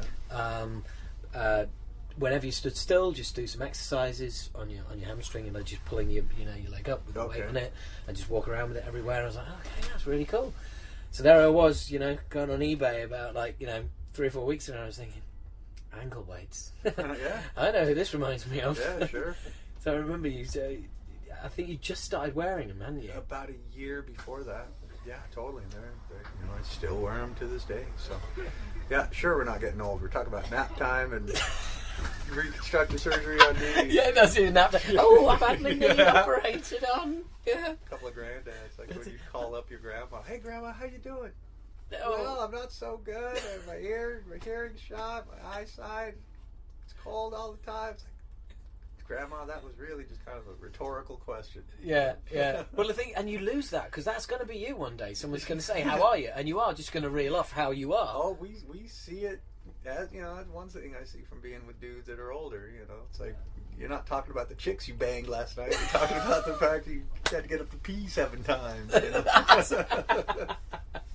Yeah, it's like a friend of mine was saying he rings home and he's like rings home to speak to his mum, and he's like, "Oh, hi Mum, how are you?" And she goes, "Oh, hi." He says, and she goes, "Oh, do you remember Steve, David's lad?" And he's like, "Oh, what do you mean?" "Steve, David's lad. The one who had the paper round when you were at school, and he was in the football team." "Oh, I'm not sure." And then he went to work at the restaurant, and then he remember he got a job at the railways. "Oh, yeah, dead." Oh, yeah. Yeah, hit by a bus. Yeah, sure. Oh, great. Yeah, cheers. Thanks. He was jogging, taking care of his health. Got hit by a train. Yeah. That's man. I could sit here all day. Indeed, I could too. It's been legendary. I think it's probably just as well we'll cut this off. Fair enough. Still have a chat, but I just, I want to switch this thing off so we can have the proper conversation about real stuff. Yeah, that's right. But Gene, the podcast is called Talking Bollocks. Nice. Something that I've been able to do even from a young age. Yeah, that's awesome. Yeah, fluently, yeah. as you well know. You're good at that, Mama. I am. And I just want to say thank you very much. Cheers, thank you Dave. very much for talking bollocks and coming on the podcast. Excellent. Cool. My pleasure. So how'd you like them apples, huh? Yeah, that was great fun. It's great to meet up with Gene again. It was just really, really cool to see him. And some of you may have noticed the difference in quality in the first half of the podcast where I was jabbering on, and now. Well, the reason for that would be that a fuckhead here plugged in my mic, but because, like I said, because the laptops had to be completely reset up, I plugged it in, but the software that I used to record this didn't select the mic as my favourite because I haven't got that set up, because it's a new, yada yada yada. Just fucking another example of my shoddy professionalism. But I did listen back and I thought, that first half, it sounds right. The quality's it's not as good as with the mic. But hey, look, if I don't fucking edit interviews, I'm hardly going to go back and do that again. And besides, this is only ever a one-time thing. In case you ever think like I sit around and do this in takes or retakes or anything like that, I don't. I sit down, and that shit you hear up front is one take from beginning to end on every single podcast you've heard, and that's how I do it. And some of you would say, well, fucking obviously it's atrocious, but seriously, that's just the way it rolls. So apologies for the slight drop in quality at the beginning there, but there's no way that I was gonna. When it comes to quality of recording, I know you guys can hang in there.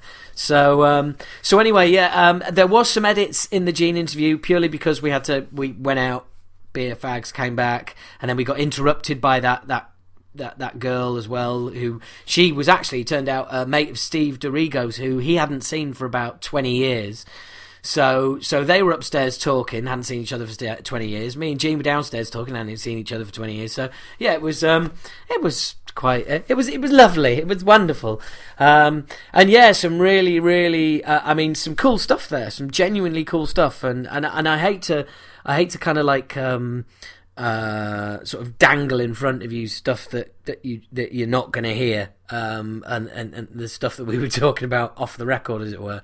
And all I can say is, look, if you ever see me at a gig or you come to one of my shows or anything like that, feel free to ask me as many questions as you like, any of the, and I'll give it all up, no problem at all. But it's just, it can't be done. But there you go. It was still really cool. It was great to hang out with him. And Gene was saying that, like, Death Clock is really his, that's the thing that he loves at the moment as well, as much as anything, because out in the States that's fucking huge. It's like, they've got Mastodon supporting them, it's just, what, really? So yeah, he's really into that at the moment, and hey, who knows, maybe there will be some Dark Angel Acid Rain shows in 2016. Wouldn't that be fucking awesome? Don't know what I'd do. That would be all Christmases coming at once. That really would. So anyway, back to the world of metal, because believe it or not, I have still got shit to talk about. Oh right, yeah. There's this. I might I might get shit for this, but there's a group on what the fuck am I talking about? Come on Facebook, and it's called Bring Nuclear Assault Back to the UK. And I was asked to spread the word of this group via Acid Rain. I was like, well, no, I'm not going to do that. Do you know why? Because they're coming. They're coming back to the UK. They're playing Northern Ireland, doing a gig there, and they're doing Bloodstock. And I know what this is about. This is about fucking, oh yeah, but they're not playing my town. They're not playing my back garden. They're not playing my front room. It's like, look, they're coming back to the UK. Will you fuck off with the get Nuclear Assault to come back to the UK? There's lots of countries in the world. They're doing one last ever world tour. And some countries aren't going to get any gigs at all. So I tell you what, instead of moaning and bitching and whining on Facebook about how close you want Nuclear Assault to play to your fucking town, why don't you get some coins together and go and fucking see them? Because they're playing Bloodstock. There's a lot of bands on. You can get day tickets if you... Oh, I don't really like festivals. Well, fuck you then. Tough shit. You're not going to get to see them. But all these pathetic, oh, do this, oh, bring back that, I want this, I want that. I'm just getting a bit fucking tired of it. By the way, if you want to form your... there is actually a Bring Back Acid Rain one as well. And yes, I did tell them to fuck off many times. But it looks like playing the long game, they won. Now this was interesting. This has happened. Speaking of Facebook, moving on, because of the way Facebook is at the moment, their algorithm has slightly changed. So you've probably noticed you're getting, like, in your news feed, any of your friends even fucking mention something or like something, and you get a notification about what they're doing, about what they've been liking. So anyway, what I ended up with was a very interesting status on Facebook from Greg Hall, he formerly of Sacred Reich, and I thought it was genuinely interesting, and I just thought I'd read you this, and this is from Greg Hall. He says, "I've been thinking a lot lately about who I am and what I've become. I used to be one of the best metal drummers out there. Now I drive people around for a living. It's hard letting go, but I think that's exactly what I'm doing. All good things must come to an end." And a little sad smiley face. And I just thought, I thought it was the kind of thing that you guys might want to hear. It's just, it's not what any of us want to hear. And friend of the show, Craig LaCicero, comments underneath saying, "You will always be one of the best metal drummers around. No matter what you do and every other hour of your life, that's who you are, Greg. Never lose sight of that." Which is a typically cool thing for Craig to put, because he's a lovely guy. And yeah, it's just, wow, it's amazing where people go, what they end up in. And, if you're sat there doing whatever you're doing, and you remember things you've done in the past and thought, God, I wish I could do those now. And this same goes for a lot of us. A lot of us are all in the same boat. So whatever it is that you're good at or that you really want to do, fucking do it. Go out there, do it. Don't let anyone stop you. That's what fucking winds me up about all this fucking The Voice and X Factor and shit like that.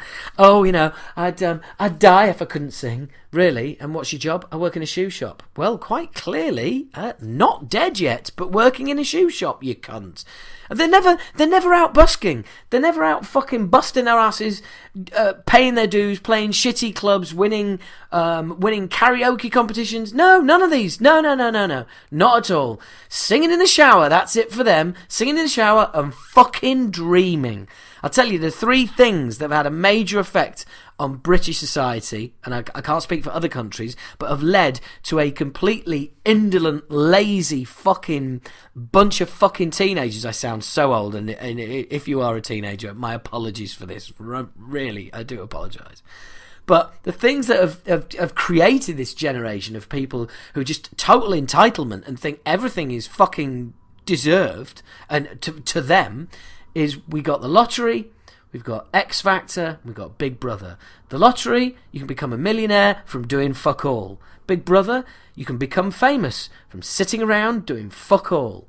And X Factor and The Voice, you can have a music career by just having a really good audition. Yep, no need to put any hard work in, no need to do all the clubs or any of that. No. And basically, they are the three dreams. Rich, famous, all of it, and it can all be attained by doing fuck all. And that's basically, that's the problem with society today. And that's why I have decided to run for cunt of London. That's right. I did think about running as Keith Platt for Mayor of London, but then Al Murray went and fucking, ruined it by having his own bloody party. And wow, that is amazing.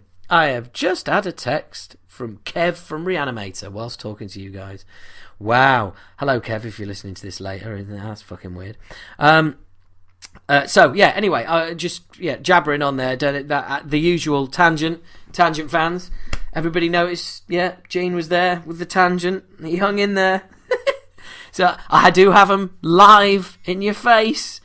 Oh, good Lord. Right, okay. And I've got another text from Kev. Right. Anyway. Right. Just winding down now, kids. I just wanted to say, wow. The last couple of months has seen the podcast audience grow massively.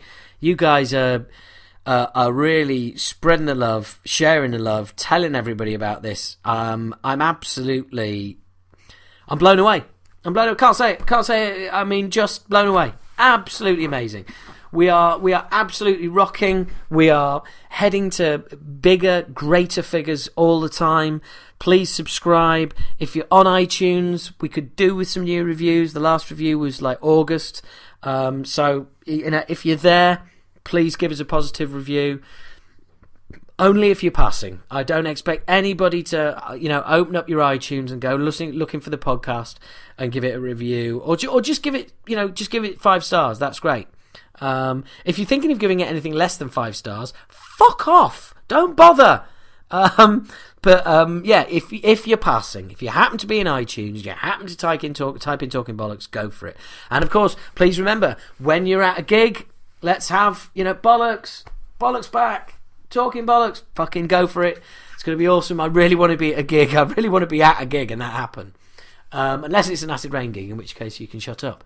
And of course, please get hold of your friends and your family's devices. Open up the podcast app. Find Talking Bollocks. Subscribe. Put it back. Doing him a favour. Doing me a favour. And that's cool. Thank you very much. It is truly awesome the way that all you guys continue to fucking support the podcast. It is amazing. It is brilliant. I'm doing this for me, but I'm doing it for you as well, guys, because I know it is genuinely nice to know there is going to be a bunch of people listening to these interviews, and I come out of these interviews sometimes and I'm just fucking buzzing because I'm just thinking, on the tube on the way home, after sat with Gene for a few hours, it was just awesome. I was just thinking, I can't wait for these guys to fucking hear it, and here it is. So anybody, tell everybody, tell your mates, please do continue to be cool. I thank you very much. And a kind of final top tip would be try and catch the if you're a fan of Game of Thrones or Tits and Dragons, as I like to call it. So if you're a fan of Game of Thrones, Tits and Dragons, you may want to go to the aforementioned iTunes, and bear in mind, please, everybody, I haven't called Apple cunts, yeah? Right? So, go to iTunes and you can download the mixtape that they've done for Game of Thrones. And on there's a new Anthrax song, there's a new Mastodon song, there's a new Killswitch Engage song, there's a new Mushroomhead song. And you can download those. You can download it free from iTunes. If you're in the US and if you're in the UK, tough shit. So fuck you, Apple, you cunts. Even when they do something nice and something free, they still manage to be cunty about it. Yep, can't get it in the UK. You fucking bastards. Honestly, if Steve Jobs was alive, I'd kill him. Simple as that. It's not fair, is it? It's not fucking fair. Anyway, look, I will look into that. Presumably it is going to become available in the UK, because you know what?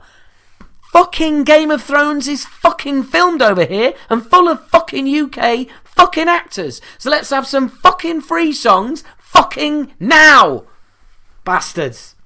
Right, so anyway, it's brilliant. It's been brilliant. It's lovely to talk to you all, as usual. Please keep telling me what you're rediscovering. As we talked about last time, that was pretty cool, hearing some of the bands you're rediscovering, the albums you're rediscovering, or just discovering. It's all good. And I've got an exclusive track at the end here. This is by a band called King Hitter. And it's the song King Hitter as well. And basically, it's Karl Agell, who was the singer on Corrosion of Conformity's Blind, and then went on to front Leadfoot. So this is quite weird, because we're going to end this episode with King Hitter, Karl, who used to be in COC, and next episode is going to be with Reed, who plays drums in COC. Yes, that's 2 drummers back to back. It's going to be Reed next month, and it was Gene this month. So anyway, all that remains for me to say is thank you very much, guys. It's always a pleasure. It is never a chore.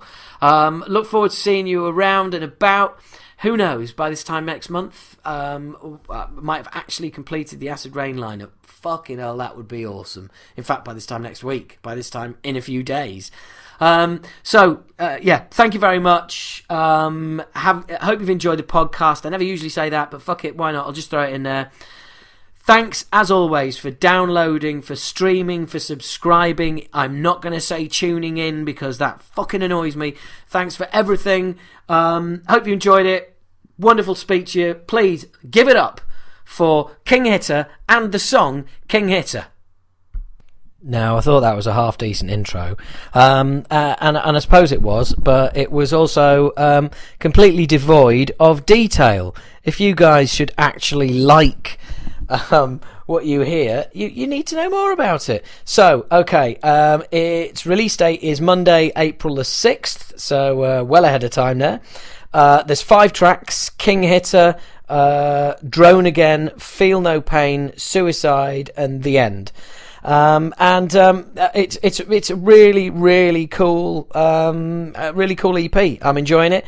It comes out on Candlelight or Plastic Head, depending where you are, and that will be out on Monday, April the 6th. So there you go. That was nearly fairly smooth, wasn't it? Here, this time, it really is King Hitter and King Hitter.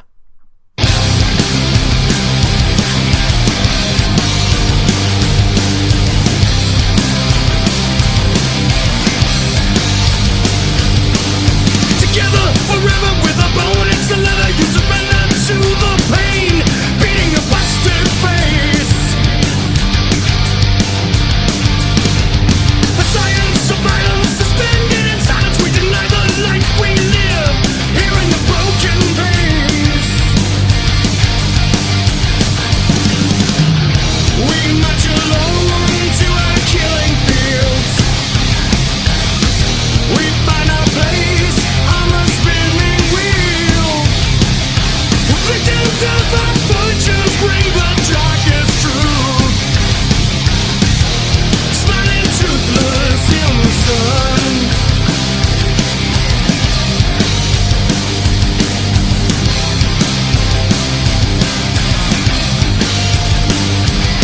Condemned to spend what never ends. It's useless for you all to run and hide. Awake, rebirth, your turn on earth to prove that you are worth the price of genocide.